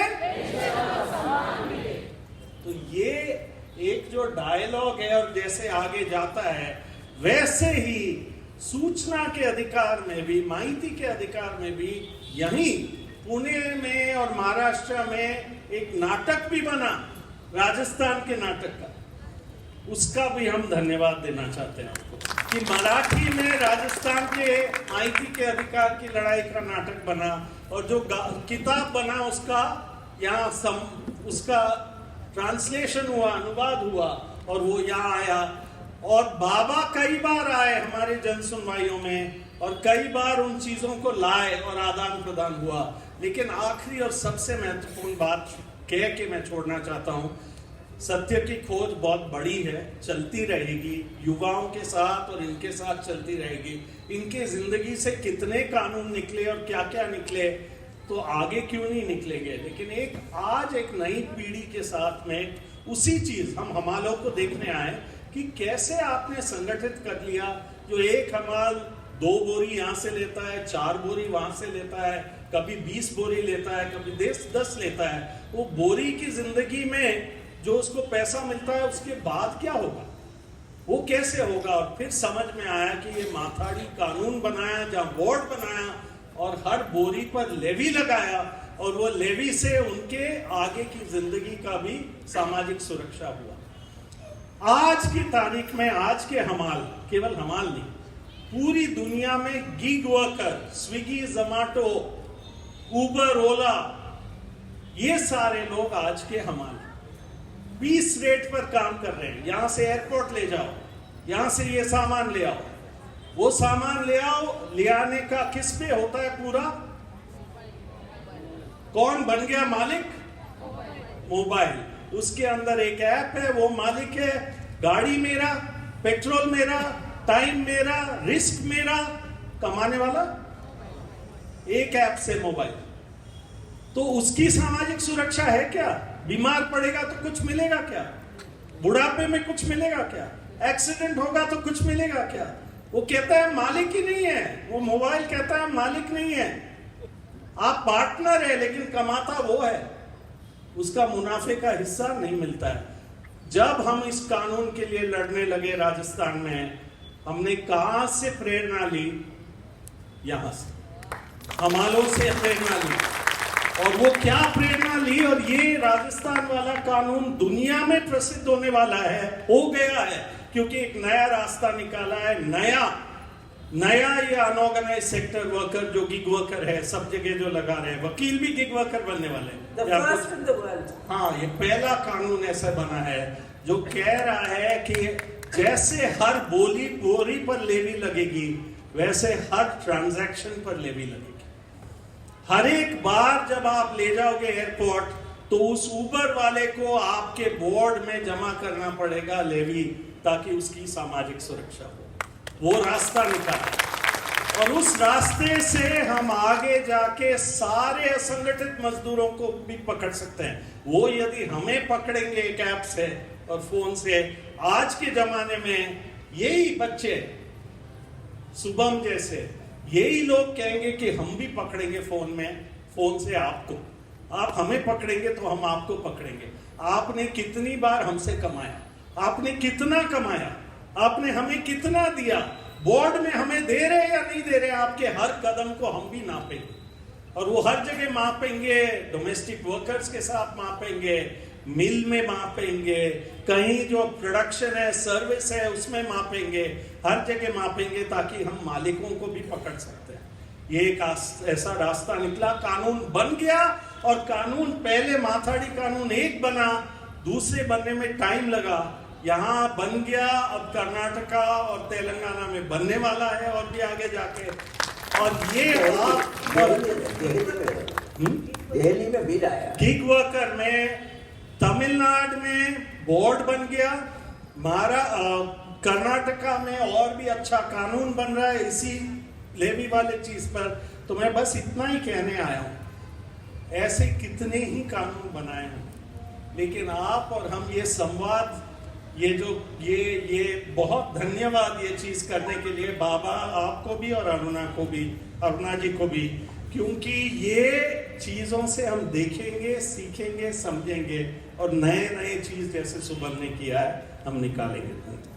अभी हम मला एक प्रश्नोत्तर पे चले। आता यांनी जे सांगितलं याचं पुढचं पाऊल थोडंसं मला मध्येच मी बोलतो, सॉरी मला माफ करा.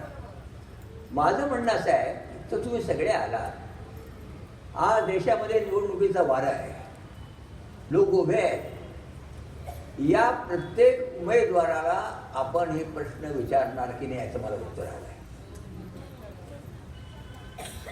का फक्त मी नावं घेणार, काही नाही नुसतं आपल्या आत्या उभी राहिली का मावळं उभी राहिली हेच बघत बसणार. या प्रश्नांच्या बद्दल आपण आले, आपल्या आधारात मत मागायला आलेल्या उमेदवाराला तुम्ही प्रश्न विचारणार की नाही याचं उत्तर हवं आहे.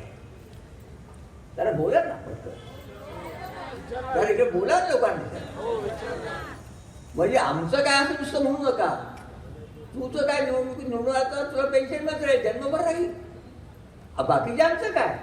आता तर पगारदाच्या नोकरीचं बोलायचंच नाही, आता कॉन्ट्रॅक्ट, पॅकेज, आणि पॅकेजसाठी सुद्धा वेगळ्या वेगळ्या अटी. काय आमचं भविष्य आहे, कधी ठरवायचे असं हे प्रश्न तरुण वर्ग आम्हाला पॅकेजमध्ये नेत आहे. नवतंत्रज्ञान सगळं आलेलं आहे, सगळं बदलले आता, पूर्वीच्या वाटत बोलायचे नाही सगळं आलेलं आहे. सरकारची आमच्याबरोबर बोलण्याची भाषा बदलली आहे आणि आम्ही मुळासारखे जर ते करत राहिलो, मला म्हणून माझं म्हणणं आहे की सर्वकांना विनंती करीन की आपला जरा डेव्हलप पलीकडून जरा डेव्हलप करू, एवढीच मागणी आहे. धन्यवाद.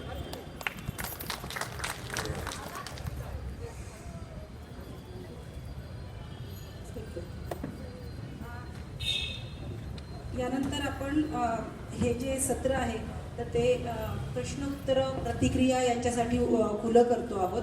तर 2-3 गोष्टी सांगते की लोक प्रश्न विचारताना मग खूप बोलायला लागतं, म्हणजे बोलावंसं वाटणं काही वाईट नाही आहे, पण आपल्याकडे तेवढा वेळ नाही आहे, म्हणून आपण अगदी आपला जो प्रश्न आहे तो मोजकाच बोलला तर बरं होईल. पण त्याहीपेक्षा पुढे जाऊन आपल्याकडे ना चिठ्ठ्या देत आहेत, तर तुम्ही तुमचा प्रश्न जर लिहून दिला तर अधिक बरं होईल आणि आपण बोलण्यासाठी फक्त ज्यांना लिहिता येत नाही अशांसाठी ठेवूयात. तर मी ह्या पूर्ण सत्राचं संचलन करण्यासाठी मिलिंदला बोलवते आणि मिलिंद पहिला प्रश्न काय आला ते सांगशील. अरुणा जी और बाबा जी को एक पहला सवाल जो आया है कि आज के समय को पोस्ट ट्रुथ पीरियड कहा जाता है, पोस्ट ट्रुथ पीरियड, तो इस पोस्ट ट्रुथ पीरियड में सत्य का भविष्य क्या है, ये एक सवाल है. और बाकी जस्ट मनीष जो हमारे कार्यकर्ता है वो हाथ में कागज लेके घूमते हैं, अगर आपको कुछ लिखना है और भेजना है तो आप भेज सकते हैं. ये पोस्ट ट्रूथ और पोस्ट आइडियोलॉजी, ये 2 मुद्दे पर, मतलब आइडियोलॉजी मतलब विचारधारा ही नहीं होना चाहिए और सत्य की कोई बात ही नहीं है. कई किस्म के सत्य होते हैं, एक सत्य नहीं है करके एक चर्चा पश्चिम दुनिया में शुरू हुआ और इसके पीछे सीधी बात है कि बिना विचारधारा हमारी कोई आधार नहीं है और बिना सत्य हमारे खिलाफ कुछ भी हो सकता है. हम झूठ स्थापित करने के लिए सत्य होना चाहिए ना, सत्य हो तभी तो झूठ स्थापित कर सकते हैं. यदि हमें कानून का हिस्सा लेना है तो कानून होना चाहिए, तो सत्य के बगैर कैसे करेंगे?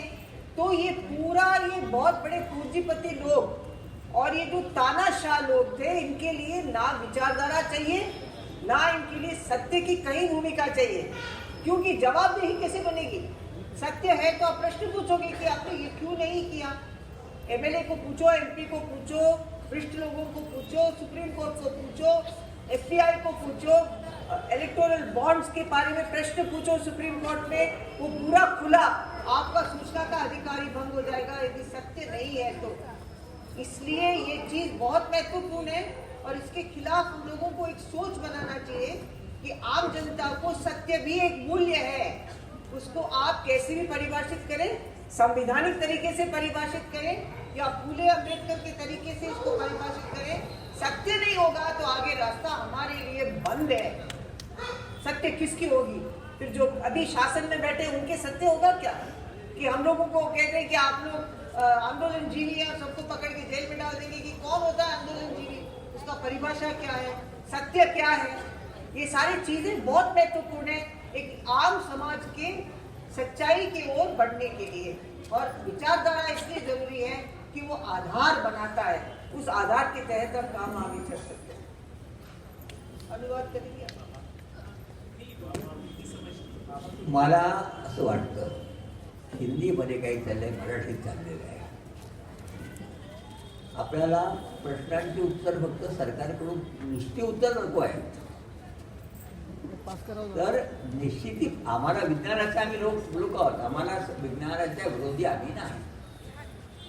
परंतु नवविज्ञान जर असं म्हणत असेल माणसाची गरज कमी करा आणि त्यांच्या दारामध्ये जो उभा केलेला आहे, ज्या काय म्हणतात कृत्रिम माणूस उभा केलेला जातो, रोबो, या रोबोटचं महत्व वाढणार असेल तर अत्यंत मूलगामी प्रश्न फक्त आम्हालाच नका विचारू, या देशातल्या सर्व माणसांना जर उत्तर आम्ही उत्तर टाळत नाही.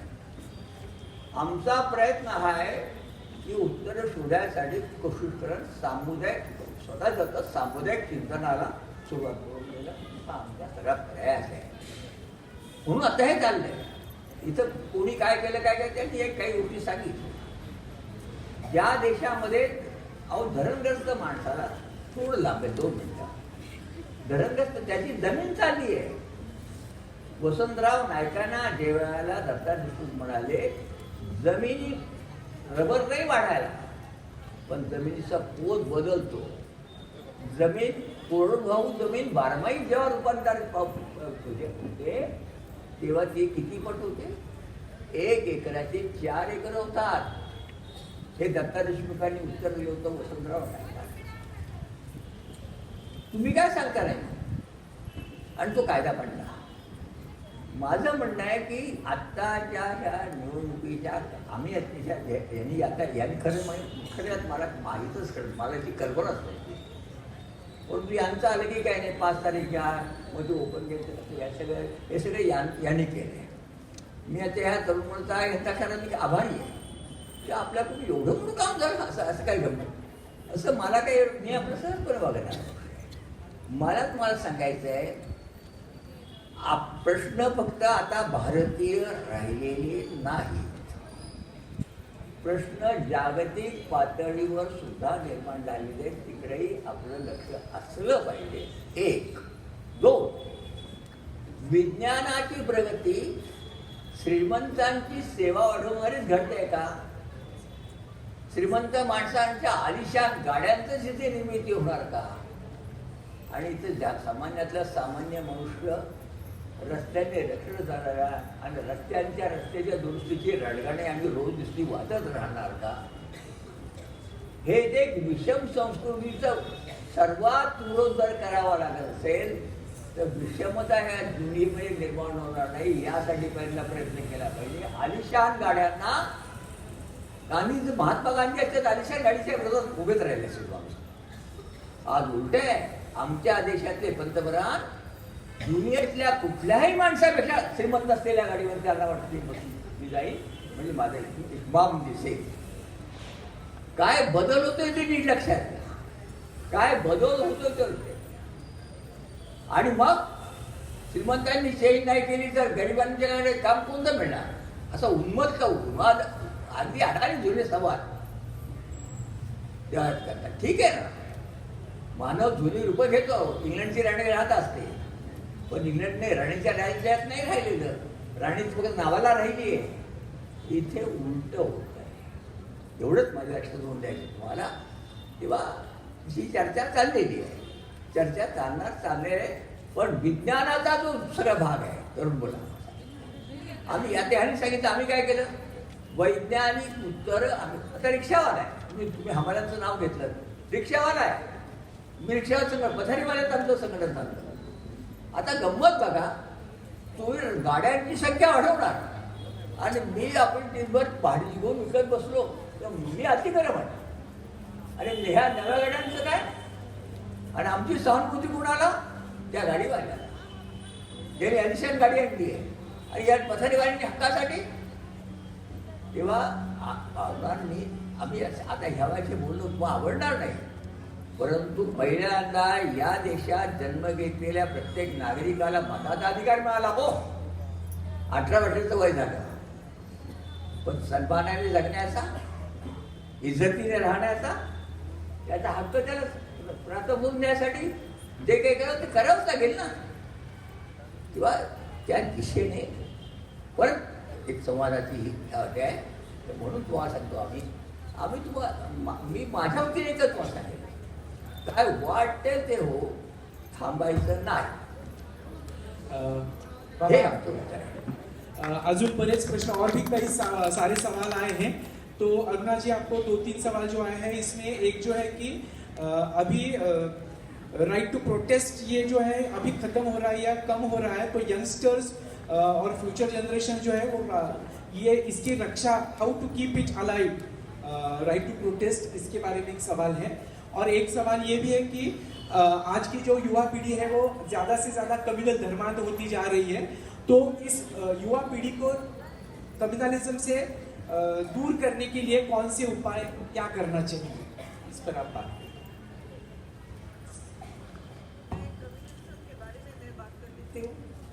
और प्रोटेस्ट के बारे में निखिल दोनों के बीच में बांट लेते हैं. तो अलग अलग आवाज होंगे तो आपको ऐसा नहीं लगेगा कि आपको लोरी ला रहे हैं, अलग अलग आवाज में जग भी जाएंगे. तो खैर, कम्युनलिज्म में जो हमारे जो भगवान को लेके, आस्था को लेके जो फैलाया जा रहा है, उसके सामने प्रश्न खड़े करने के लिए हम लोगों को दूसरे तरीके से प्रश्न शायद खड़ा करना पड़ेगा. आस्था रखने से हम पंथ निरपेक्ष देश नहीं चाहते, ऐसी बात नहीं है. पंथ निरपेक्ष मतलब सब भगवान बराबर है, वो नहीं चाहते हैं. मैं इसको पूजूं या उसको पूजूं या उसको पूजूं या उसको पूजूं या नास्तिक हो, मेरा बराबर हक है मेरे व्यक्तिगत जीवन में अपने मनपसंद की चीज करने के लिए. सवाल ये है कि जब एक संप्रदाय या एक धर्म कहता है कि मैं ऊंचा हूं और आप लोग नीचे हो और मेरा ही चलना चाहिए, तब समस्या है. तो जो कहा जाता है कि संविधान जो कहता है कि धर्म निरपेक्ष है, तो वो भगवान के खिलाफ है, ये झूठ है. जनता के दिमाग से ये बात पहले हटानी पड़ेगी. पंथ निरपेक्ष होना, secularism is not anti religion, it's for a state with no religion. अभी तक कितना तक समझ में नहीं आया. तो पहले तो ये बताना पड़ेगा कि जब सेक्युलर बोलते हैं तो राज का कोई धर्म नहीं होगा. हमारे धर्म तो होंगे. मैं घर में मैं लक्ष्मी को पूजूं, शिव को पूजूं, ईसा मसीह को पूजूं, मैं अल्लाह का जपूं, मैं अल्लाह के लिए आज रमजान है, मैं उपवास करूं, मेरा अच्छा है. कौन कहने वाला है मेरे ऊपर? ये मेरा अधिकार है जो संविधान ने दिया है. मगर मैं आपको नहीं कह सकती कि आप मत पूजो, मैं आपको नहीं कह सकती मेरा पूजा आप करो. ये समझ नहीं है. मुझे लगता है कि ये समझ हो जाएगा तो हमारी सांप्रदायिकता थोड़ा कम होगा. नफरत नहीं फैलाना है.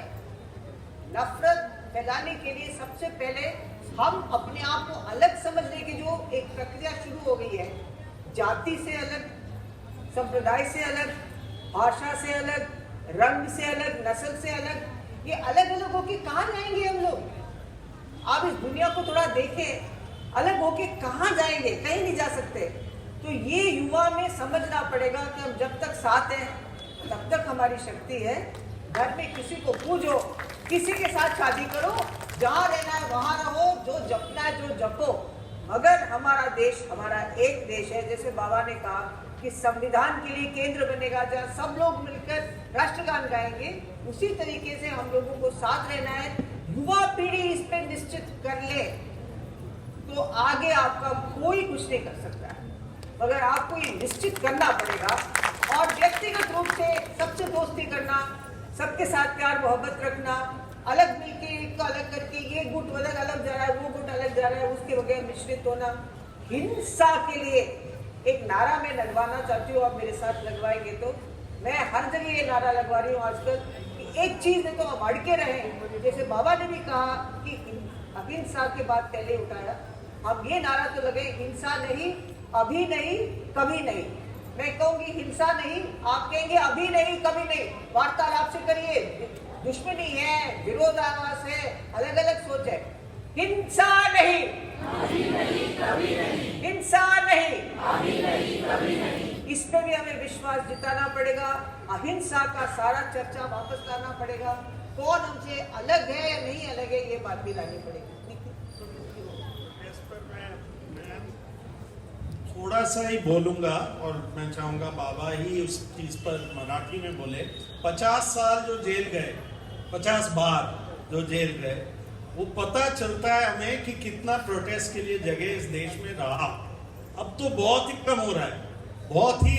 आप लोगों को पता नहीं ध्यान है कि नहीं है, पहली बार इस देश में चुनाव के दौरान पूरे देश में धारा 144 लगा दिया।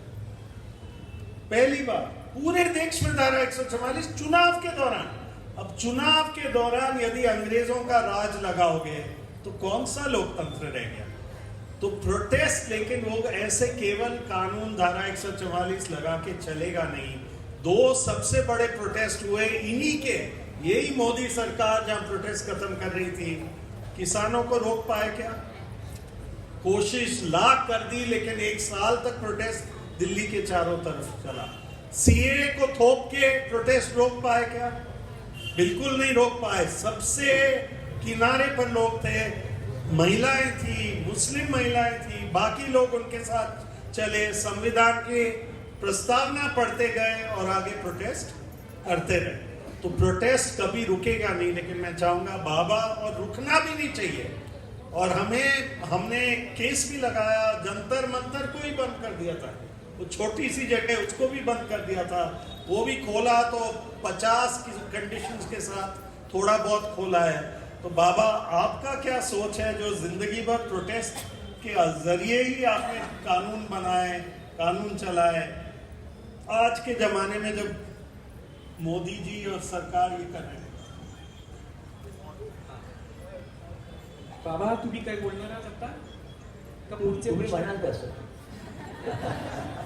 तुम्हारा बाबा, अजून काही आपको भी और सवाल लोकांना, है। अजून काही लोकांना जर यस, जो युवाओं ने बहुत सारे सवाल भेजे हैं, हम समय की पाबंदी के कारण सभी हाँ, सवाल नहीं उसको ले देखा पाएंगे, मैंने। लेकिन 2, 3, 4 और सवाल ले सकते हैं। एक तो है कि क्या राजनीतिक सत्ता बदलने से सामाजिक परिवर्तन होगा, और जाति व्यवस्था निर्मूलन में हम व्यापक संघटन कैसे करें, ये भी एक सवाल है। और असंघटित कामगारांना या प्रवाहात आणण्यासाठी कोणते उपाय करू शकतो आपण, हा पण एक आहे। तर याबद्दल बोला, आणि अजून 1-2 सवाल आपण घेऊ, बाकी सवाल घेता येणार नाही, सॉरी। पहिला प्रश्न कोणता आहे? पहला प्रश्न ये सवाल है कि राजनीतिक सत्ता बदलने से क्या सामाजिक परिवर्तन होगा, और जाति व्यवस्था निर्मूलन में हम व्यापक संगठन कैसे करें? 2 प्रश्न वेगवेगळे आहेत. माझं परत सांगण्याचं आहे, मी निराशावादी नाही एक, आणि काहीच बदल झाला नाही हे माझ्या विधान मी करणार नाही. बदल झाला, पण समता दृष्टीत समाजाच्या निर्मितीच्या दृष्टीने बदल झाला का विषमता वाढली? तर विषमता वाढली असं मला बोध दिसत असेल तर मी तिला बोध देऊन सांगणार, वाढ चुकते. नीट लक्षात घ्या. तुम्ही असेच राहणार. परत बघा प्रश्न येतो, आता पण माझ्या नेहमीच्या पद्धतीत जाणार ते.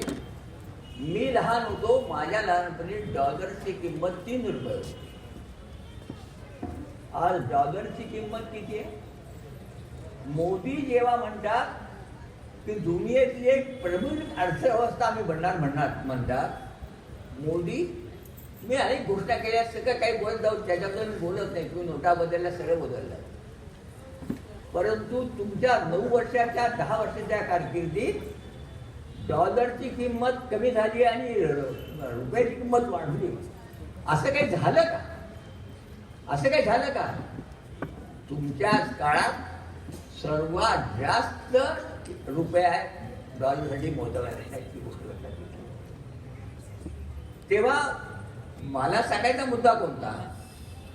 आपण शिकलो, सवरलो, सगळं झालं, परंतु आपला आणि तळागाळातल्या शोषित जनतेचा संवाद वाढवण्याचं काम हे अत्यावश्यक आहे. ठेवलं पाहिजे.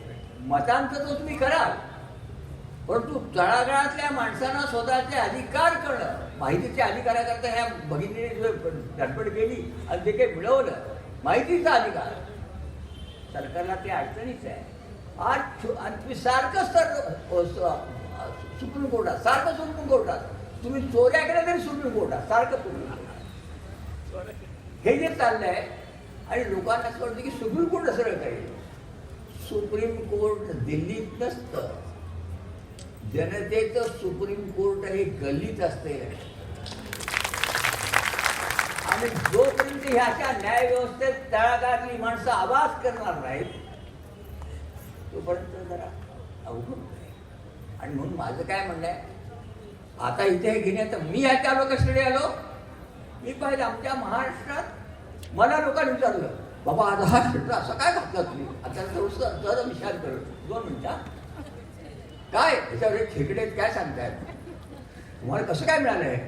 म्हणलं मिळालं काही नाही, अमेरिकेतून आलेल्या मुलगा ते घेऊन आला, मी घातलं आणि लक्षात आलं की त्याला तो जरा हुशार असावा. की इथे जे सगळे काय म्हणतात खेकडे जे आहेत ते खेकडे एकमेकांची पाय ओढतात. आपल्या महाराष्ट्रात आज काय आलंय, देशात काय चाललंय सांगवर, पाय ओढतात, नंतर आणखी काय ओढतात, अंगावर ते वस्त्र किती ओढायला ते कधी करत नाहीत वादसाठी. पण अशा काळामध्ये होतो विनोद दादा, मी एकदा घालून घेते असाच गेलो आणि अजित पवार समारंभाला होते. मला जेवढे पाहिजे म्हणाले काय काय अहो मला याचं कालवण खायचं आहे. ते म्हणाले मला याचं कालवण खायचं आहे. आता म्हणलं आता कसं काय करू मी? आता त्यांचं कालवण वेगळं सुरू झालंय, तर त्याच्याबद्दल तुमच्या लक्षात आहे. झालंय असं, या संबंध काळामध्ये एवढे विनोद घडत असताना सुद्धा लोकांच्या मध्ये एक स्तब्धता आहे, एक प्रकारचं भय संबंध निवडणुकीचे निर्माण करून ठेवलेले आहे. आवाज काय करायचा? मारायच्या सगळ्या तरुण मुलांना विचारायचं आहे, जनतेचे प्रश्न घेऊन आपला आवाज बुलंद करायचा की नाही तुम्ही सांगा. आणि यासाठी 5, 50, 100 तरुण तयार झाले. मी वयाची परवा करणार, मला काही त्याचं कारण नाही. त्याचं कारण नाही. काय करतील ते असे असतं, अटक करतील, आठ ठेवतील ना. तुम्हाला आम्ही इमर्जन्सी मधला एक उदाहरण फक्त आठवण देऊन थांबतो. नाना पाटील त्यावेळेला पंढरपूरला डायबिटीच्या विकाराने आजारी होते. इंदिरा गांधींनी इमर्जन्सी जाहीर केली. नाना पाटलांनी निरोप केला, अरे बघताय काय, तुरुंग भरून टाका, तुरुंगामध्ये पोसायची यांची ताकद आहे काय? नाना पाटलांचा हा निरोप ऐकल्या तरुणाला मला सांगायचं आहे, ठीक आहे आमचं काय होईल, पण उद्याच्या भारताचं चित्र कोणी जर कसं वेळेवाकडे करून ठेवणार असेल तर आमच्या भगतसिंगाने प्राण दिले, आमच्या वाट्याला थोडासा जेला हरकत नाही, मूक आहे, काय करायचं करायचं. अशा तऱ्हेच्या जरा ह्याला या मनाला सुद्धा जरा साथ घालायचा प्रयत्न करा. तुम्ही ऐकताय, धन्यवाद. बाबा, एक 2-3 सवाल एकत्र करून मी तुम्हाला परत हा प्रश्न विचारतो. एक टेम्पो पंचायतच्या कार्यकर्त्यांनी विचारलंय की तुम्ही जेव्हा असंघटित कष्टकऱ्यांना संघटित करायचा प्रयत्न केला तेव्हाची परिस्थिती वेगळी होती आणि आज ऑनलाईन ॲपद्वारे सगळ्या कामांचं धंद्याचं नियंत्रण होतंय, तर त्याबद्दल काय वाटतं? हे 2-3 प्रश्न एकत्र करून मी तुम्हाला विचारतो. मी केलं काम नाही आजही चालूच आहे. जे अंगण तू आता म्हणते जे सुरू आहे त्याच्याबद्दल आम्हाला फेस करावंच लागते. अगदी विस्ताराने इथं सांगत बसण्याचं काम नाहीये. म्हणजे आम्ही जेवायला केलं आता गप्प बसलो असं नव्हे. आता रोज रोज अहो आमच्या ह्याच्यामध्ये सुद्धा एक काळी हातगाडी ओढणारी बाई गाडी ओढणारी आता हातगाडी राहिली नाही. आता तिथे टेम्पो आलाय आणि बाई टेम्पो चालवायला लागली. हे बदल घडतात. हे बदल लक्षात घेऊन सुद्धा विज्ञानाचा सगळं येत असताना सुद्धा माणसाची इज्जत कमी होते हे मला दुःख आहे. हे मग आणि तुम्ही लोकशाही समाजात घटनेत मान्य केलंय. इज्जत कोणाची? मगाशी श्रद्धांजली कशासाठी पाहिजे? मला तुम्हाला विचारायचं आहे एक साधा आम्हाला जर काम सुरू केलं हळदीच्या पेवात जमीन हात ठेवलेली पेव उडायचं कंदील आत टाकायचा पिठेला आणि कंदील जोपर्यंत विसतोय तोपर्यंत आत हमालाने जायचं नाही असं सांगितलं गेलं.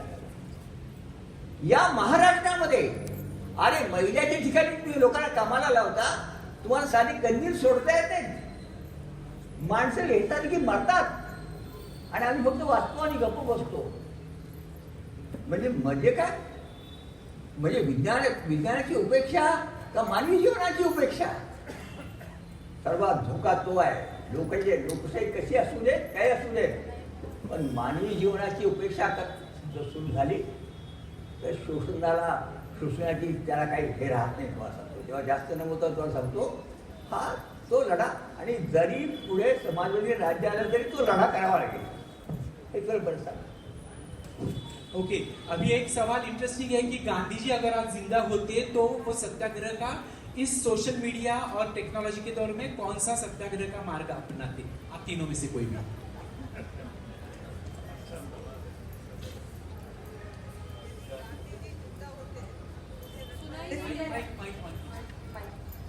यदि गांधी जी जिंदा होते और सबसे पहले 2 लड़कियों को बंबई में गिरफ्तार किया गया क्योंकि उन्होंने कुछ लिखा था सोशल मीडिया में. गांधी जी जिंदा होते तो खुद भी इसके खिलाफ आपके जो बंबई में जो बड़ा मैदान है उसमें बैठते और सारे युवा लोगों को कहते कि तुम भी चलो. चुप्पी जो थी वो सबसे बड़े खतरनाक था. कुछ लोग बोलते हैं फिर जो बोलने वाले हैं उनको कहते हैं कि आप तो बार बार बोलते हो आपका धंधा है. जनता बोलेगी तो बंद होगा. तो शायद गांधी जी होते तो आप लोगों को यही कहते कि सबको बोलना पड़ेगा. मैं भी बोल रहा हूँ, मैं भी खड़ा होऊंगा, मैं भी बैठूंगा. जैसे बाबा ने कहा आखिरकार करेंगे क्या? 10,000 लोग वहां बैठ गए तो 10,000 को क्या करेंगे? उठा के जेल में डालेंगे और कल अगले दिन छोड़ भी देंगे. तो संख्या है हमारी शक्ति.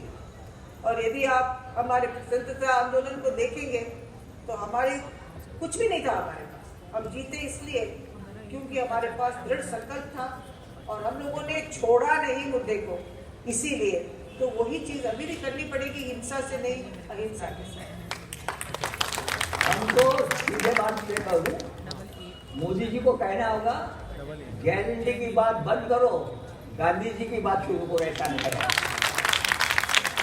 अरुणा जी एक सवाल बहुत सवाल जवाब का सत्र बहुत अच्छा चल रहा है. अरुणा जी एक सवाल है कि is the popular truth to be considered as the only truth just because the majority says और considers it the quote unquote truth? If not, then how we find and spread what is actually the truth?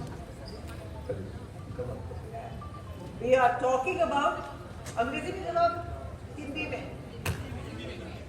सत्य तो अलग अलग तरीके से interpret होता है. आप यदि ये आंदोलन ले लीजिए इंडिया अगेंस्ट करप्शन, उसमें ट्रूथ को 50 तरीके से जमाने वाले सब लोग बैठ गए थे. कोई तो रिश्वत देके भी वहां बैठ गया, कोई रिश्वत के खिलाफ भी बैठ गया. तो इसलिए ट्रूथ को परिभाषित करना बहुत मुश्किल है. अगर सच्चाई या ट्रूथ एक मूल्य रहना चाहिए कि नहीं रहना चाहिए, वो क्या है सच्चाई? कि ये सच्चाई आध्यात्मिक सच्चाई के लिए तो बुद्ध बनना पड़ेगा. जाके आपको पूरी जिंदगी कहीं एक वृक्ष के नीचे बैठना पड़ेगा, तभी आप वो सत्य पा सकते हैं, आध्यात्मिक सत्य पा सकते हैं। मगर जो सूचना का अधिकार क्या था, मुझे ये कहते हैं कि एक मजदूर जाके कहती है कि मजदूर कि भाई आपने 8 घंटा काम करी, तो सरकार कहती है तुम झूठ बोलते हो। हम कहते हैं मास्टर रोल बाहर निकालो, वो मास्टर रोल बाहर निकालते हैं तो मेरी हाजिरी लगी हुई है, तो मैं 8 घंटा काम की तो मुझे पूरा मजदूरी क्यों नहीं दिया। जो वेरीफाइबल फैक्ट है, जिसको देखा जा सकता है, वो सच्चाई तो हमें चाहिए ही चाहिए। लोकतंत्र में बिना ये सच्चाई रहे आपका सरकार काम आपके लिए तो बिल्कुल ही नहीं करेगा। तो ये सत्य तो हमें चाहिए ही चाहिए। तो सत्य जो व्यवहारिक रूप से हमारे और एक शक्तिहीन लोगों के साथ और शक्तिशाली लोगों के बीच में जो रिश्ता बनाता है, एक शक्तिहीन लोग शक्तिशाली लोगों के पास पूछ सकते हैं कि कानून ये कहता है, ये सत्य है आपके कानून के, आपने ये किया तो ये बेकानूनी है, अन्याय है, ये न्याय है और ये अन्याय है। ये कहने के लिए हमें सत्य की आवश्यकता है और रहना ही चाहिए।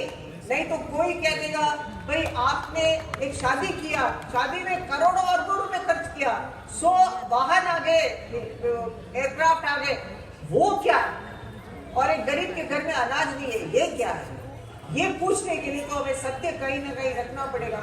जीने के अधिकार क्या है, हमारे लिए सत्य क्या है, हमारे लिए ये चीजें हम सत्य के बगैर नहीं बोल पाएंगे। इसलिए सत्य आवश्यक है कि वो कानून कायदा और हमारा संविधान जो सत्य हमारे सामने रखता है, वो तो हमें चाहिए ही चाहिए। इतना तक ही मैं सीमित रखूंगी, नहीं तो आध्यात्मिकता में चली गई तो ये कभी रात दिन 15 दिन 20 दिन बैठेगी तभी समाधान नहीं होगा, उधर में नहीं जाएगी। आखिरी सवाल, 2-3 सवाल है और कुछ प्रतिक्रिया है कि इस तरह से ये अभी का दौर जो है युवाओं के सामने क्या चुनौती है, या निचोड़ में अगर कहें कि 2024 के चुनाव के बाद आपको सत्य का और जनतंत्र का क्या भविष्य लगता है? आखिरी सवाल। अरे आता 2024 साली काय होणार आहे ते मला विचारत आहे। आता मला काय सांगायचंय, माझं म्हणणं आहे की आजचं सरकार भ्रमात आहे, जनता या सरकारला धडा दाखवल्याशिवाय राहणार नाही। माझा आता चाललेल्या राजकीय नाट्याच्यापेक्षा सुद्धा जनतेशी माझा संबंध आहे, मला लक्षात येत किंवा जनता नुसती किंवा कुठल्याच्या मागे नाही लागलेली, तर या जनतेला सुद्धा काही समजतं। कागदपत्र आज कोण आल्या, कागदपत्रावाल्या आणि हे काम करणाऱ्या बाया आल्या का आल्या, आणि का माझ्याबरोबर इतकं प्रेमाने का, म्हणजे असं काय आहे? त्याचं कारण आहे त्यांना लक्षात येतं, त्या मला काय म्हणतात, बाबा साने बघा, त्या म्हणतात अहो बाबा तो पूर्ण करायचे काही नसेल, पण इथे लय साचले हो काय दिल की बात। तर इथे आलेल्या सर्व लोकांना आपला हा प्रयत्न आहे, चालू okay, thank you. Aruna ji last words, Nikhil ji last words. मैं एक कहानी सुना के अपनी बात को खत्म करूंगी सत्य को लेके। जो आम सब लोग बोलते हैं वो सच्चाई नहीं है, उसका मापदंड अलग है। वो 20 लोग झूठ बोले तो सच झूठ नहीं होता, झूठ सच नहीं होता है। एक व्यक्ति सत्य बोलता है तो सत्य होता है, इसके लिए एक कहानी है। एक कहानी हम सब लोग बचपन में खूब सुनते थे। एक राजा था, बहुत शौकीन था कि नए नए कपड़े बना के पहनना है, तो उसके राज्य में लोग जाते थे, नए नए कपड़े बनाते थे, सबको पैसा देता था। तो एक वहाँ एक बहुत ही चतुर आदमी पहुंच गया। उसने कहा राजा मैं ऐसे कपड़ा पहनाऊंगा आपको कि किसी के पास ऐसे नहीं होगा, और कह दिया देखो जिनको कपड़ा नजर नहीं आ रहा है वो सब चोर है, और खाली हाथ ऐसे ऐसे चलाता। तो राजा सोचते कुछ है ही नहीं यहाँ पे, तो क्या चला रहा है ये। तो कहने के लिए डरता था कि मैं कहूंगा कपड़ा नहीं दिखता है तो वो कहेंगे तू चोर है इसलिए तुझे नहीं दिख रहा है। चुप रह गया। वो बनाया कपड़ा, कुछ नहीं, लेके गया, कुछ नहीं। राजा को कहा राजा पहनिए कपड़ा, तो राजा को कपड़ा पहनाया। राजा ने कपड़े पहन लिए, कुछ नहीं। और बड़े त्योहार में पूरे एक रथ लेके पूरे गांव शहर घूमने लगे। तो एक बच्चा ने कहा अरे राजा तो नंगा है। तो एक ही आवाज का सच्चाई पूरी चीज को विस्फोट कर सकता है। ये मेरा कहना है। सच्चाई को नहीं छोड़ सकते, संविधान को नहीं छोड़ सकते, ईमान को नहीं छोड़ सकते। चलना पड़ेगा, कहना पड़ेगा, बोलना पड़ेगा, ये कहना ही पड़ेगा। एक मिनिट बोले, मला परत सांगायचं आहे, मी स्वतः व्यवसायात डॉक्टर आहे, नाडीवर बोट आहे, आपलं अवघड औषध करतो का, पण मला लक्षात येतं की कुठलाही किती अन्याय करणारा राज्यकर्ता असतो तो फार हुशार असतो, त्याचं लक्ष असतं. आम्ही ज्यावेळेला तिरंगा बोलतो तो तिरंग्याचं ज्यांना वावडं होतं ते पंतप्रधान म्हणायला लागले हर घर पे तिरंगा. आम्ही म्हणायला लागलो की हर घर में संविधान. तिथं ते थांबले, पण घर घर पे तिरंगा आलाय. म्हणजे बदलत अजून एक असं अशा अनेक गोष्टी तुम्हाला घोषणा सांगितल्या असं नाही. तेव्हा मुद्दा आता अगदी सरळ सरळ गोष्ट आहे. थोडं चवळे केले की आवाज होतो. 4 दिवस उपासाला बसलो, त्या माथाडी कायद्याचं तुम्हाला दिसेल सरकारला मागे घ्यावं लागलं. हे साधे उपाय अगदी मौन, उपवास, थोडं सत्याग्रह साधं आहे. मी तुम्हाला एवढंच सांगतोय, आणीबाणीचं जर राज्य सुरूच आहे, आणीबाणी घोषित करण्याचं काय सुरूच आहे. आणीबाणीच्या राज्याच्या विरोधात हे केलं. मला पूर्ण खात्री आहे भारताची जनता आणीबाणीचं राज्य येऊ देणार नाही. हे उघड आहे, निश्चय आहे. तेव्हा आता 14 एप्रिल आले. आता आपण पण लोक कसं 14 एप्रिलला त्या विरोधात आपल्याला का नाही वाटत आपण द्यायचं. महात्मा फुलेंच्या वाड्यामध्ये आपण का जायचं का नाही, का नाही जायचं, याच्याशी एवढे खळखळी काय होतात. आपल्या सुद्धा सांस्कृतिक जीवनामधला सगळा बदलला पाहिजे. त्यांचा प्रयत्न सरळ आहे, त्यांचं पोट आहे, ते रामाची मंदिरात बांधणार, गल्लोगल्ली बांधणार आणि दक्षिण वाळत राहणार, ते करत राहतील. आपलं काम आहे की आपण घटनेची मंदिरं किती निर्माण करतो, काय करतो. तर मला असं वाटतं की फार बरं वाटलं मोकळेपणाने तुमच्याशी बोलतात. निखिल, मैं इस ट्रूथ पर मैं भी एक छोटी सी कहानी असल है कि जब गैलीलियो गैलीली ने कहा कि सूरज एक जगह है और धरती उसके चारों तरफ घूमती है, ऐसा नहीं है कि धरती एक जगह है और सूरज चारों तरफ घूमता है.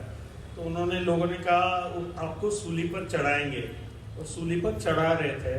और उस समय उन्होंने कहा आप मुझे सूली पर चढ़ा दो, तब भी सूरज एक ही जगह रहेगा और धरती चारों तरफ घूमेगी. आप मुझे मार दो तब भी वही रहेगा. तो सच्चाई वो है. गांधी जी में मेरे ख्याल में ये फर्क है कि वो उस सच्चाई को लोगों के बीच में ले गए. उन्होंने उस जमाने में आपने पूछा सोशल मीडिया, गांधी जी खुद ही वायरल थे. गांधी जी को सोशल मीडिया और भी वायरल कर देता, क्योंकि वो लोगों के बीच में गए. तभी सोशल मीडिया भी आगे चलेगा, तब भी सच्चाई भी आगे चलेगी.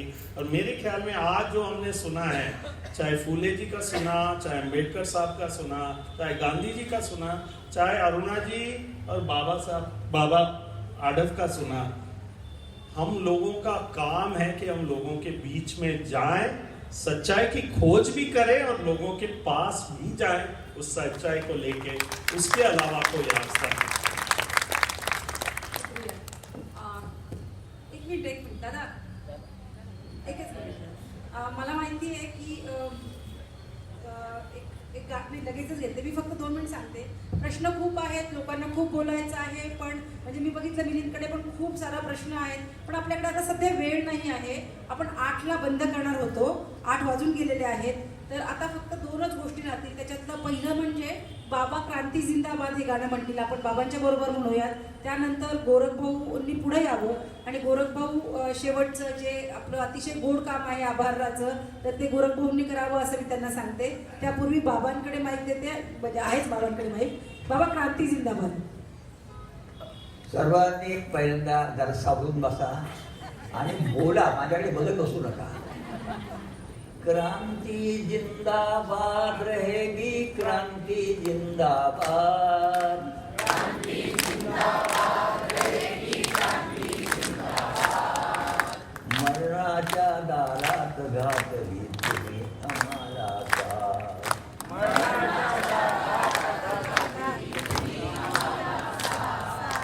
या नादाच्या लहरीवरती स्वप्न उद्याचे बघते धरती हादरली परियास निनादे मगरूरी बिळजात क्रांती जिंदाबाद है क्रांति जिंदाबाद रहेगी क्रांति जिंदाबाद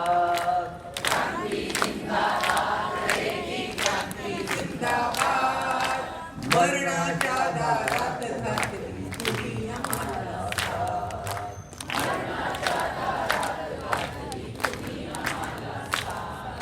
भरतीच्या लाटावर लाटा आल्या गेल्या 12 वाटा मृत्युंजय परिमंत्र आमुचा होईल का बरबाद क्रांती जिंदाबाद है क्रांति जिंदाबाद रहेगी क्रांति जिंदाबाद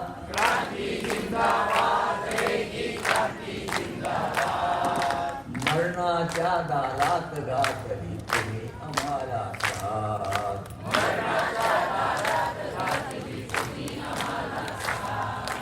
भरतीच्या लाटावर लाटा आल्या गेल्या 12 वाटा मृत्युंजय परिमंत्र आमुचा होईल का बरबाद क्रांति जिंदाबाद क्रांति जिंदाबाद रहेगी क्रांति जिंदाबाद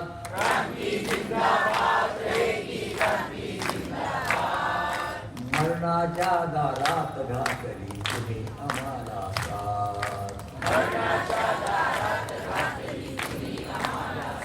इथंच थांबतो. धन्यवाद. भारत माता की भारत माता की भारत माता की यानंतर दोन गोष्टी गोरखभाऊ आभार मानतील, त्यानंतर आपण राष्ट्रगीत म्हणूया. गोरखभाऊ.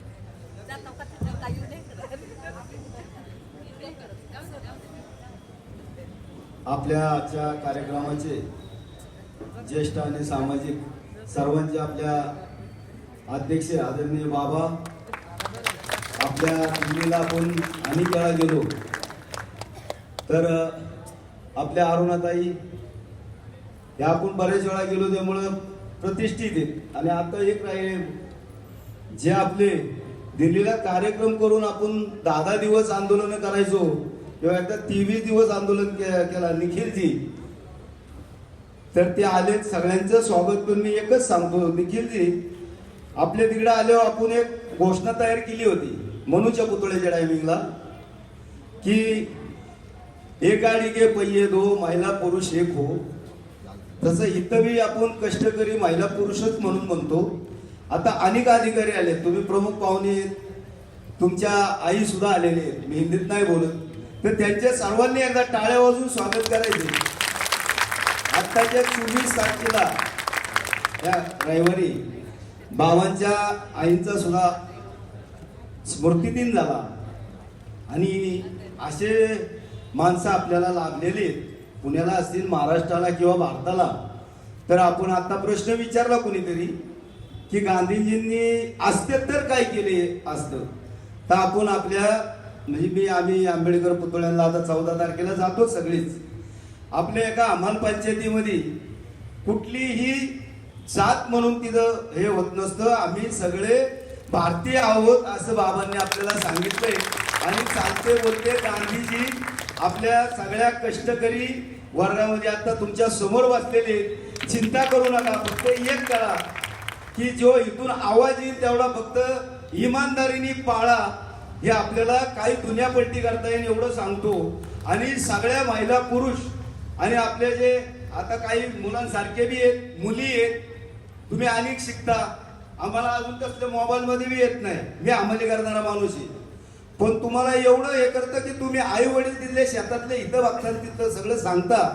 तर त्याच्यापेक्षा अजून जे सत्य म्हणलेले आहेत, अरुणाताईंनी बी जे म्हणलेत आपल्याला की ते सत्याकडे जरा थोडं वळा, पत्त्याकडे वळू नका. जे पत्त्याकडे वळले काय म्हणलेत ते लय गारवा वगैरे आणि काय त्याच्यावरती बोलायचं नाही. आणि आमच्या इथं सगळ्यांचं ते राहून जातं. बाबांचं नाव आपण घेतलं जातो, पण बाई सुद्धा आलेले आहेत, त्यांचं टाळ्या वाजवून स्वागत करा. कारण का आपण हे नुसतं आपण म्हणतो कामगार क्षेत्रातलं एक कुटुंब आहे. कागदपत्रावाले आल्या, सकाळपासून ज्या महिला होत्या आता 7ला स्वयंपाक वगैरे हे सगळं असतं. पण एक आनंद आहे आपलं कुटुंब. जेव्हा बाबा किंवा अरुणाताई तुम्ही येता, तुमच्या तिथं कुटुंब बघितलं आम्ही. एकदा थंडीत मध्ये सुद्धा आपल्या इथं राहिलोय 2-2 दिवस, गाडी बंद पडली त्यावेळेला सुद्धा. तर हे महाराष्ट्राचं कुटुंब. आणि पुणे तिथं काय उन्हे बाबा तुम्ही आदेश द्या, जातीने माणसं काम करणारी आहेत, त्या हाकेला तुमच्या पुढे बाटा लावून देणार नाही. पौर्णिमाताई किंवा हे सगळे आपल्या मंडळी सगळ्यांचे नावं घेत नाहीत. आमचे टेम्पोवाले वगैरे आता कुणी माझ्या इतकं वयाचा माणूस मी कामाला आता नाहीये अंमलीमध्ये, काय 10वीत राहिलेच बाबर सारखे. पण टेम्पोवाले पथारीवाले बरीच नावं घेता येतात. म्हणून पहिला पुरुष बनलो. जास्त न बोलता आधीच वेळ झालाय. आणि महिला एवढ्या आहेत की त्यांना पहिले स्वयंपाकाला जायला लागते. त्याच्यामुळे त्या काही महिला गेल्यात आमच्या भगिनी सारख्या. गाणं चांगलं म्हणल्यात. पण आपण आजचा जो आनंदाचा कार्यक्रम आम्ही सुद्धा बाजारपेठेत आपल्या गाडी फिरवून आपण सगळ्यांना पत्रक दिलं. म्हणजे ओमकार मोरे वगैरे बरीच आमचे पथारीवाले इथं बसलेत. असंच जेव्हा आदेश येईल, आणि मी विनंती करतो बाबा अजून आता किती दिवस हे होतील, तर आपल्याला असा कार्यक्रम अजून एखादा घ्यायचं म्हणलं तरी आपली तयारी राहील. आपण एक सगळे कुटुंब म्हणून हमाल भवनला घ्यावं. आमच्या ज्या भगिनी आहेत प्रमुख, तर त्यांना मी विनंती आहे, हमाल पंचायतीच्या वतीने आपलं स्वागत आहे. सर्वच मला आता समोर बी आपले जे बाबांच्या बरोबर काम करतात, तर मी काय एवढ्यांची नावं घेऊ शकत नाही. सगळ्यांचे एकदा आभार मानतो. आणि हा कार्यक्रम संपला असं जाहीर नाही करत. संपला आत्ता केलं तरी राष्ट्रगीतला सगळ्यांनी उभं राहावा ही सर्वांना विनंती करतो. ताईंचं बी नाव राहिले वाडीकर ताईंचं, पण साहेबांना आपण वकील मंडळी बी आले, तर आपण राष्ट्रगीत घ्यायला सगळ्यांनी उभं राहायचं.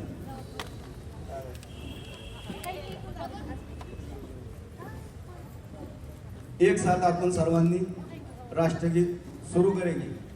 जनगण मन अधिनायक जय हे भारत भाग्य विधाता.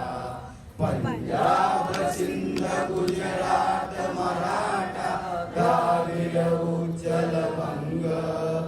विंध्य हिमाचल यमुना गंगा उज्जल जलयित रंग. तव शुभ नामे जागे, तव शुभ आशीष मागे.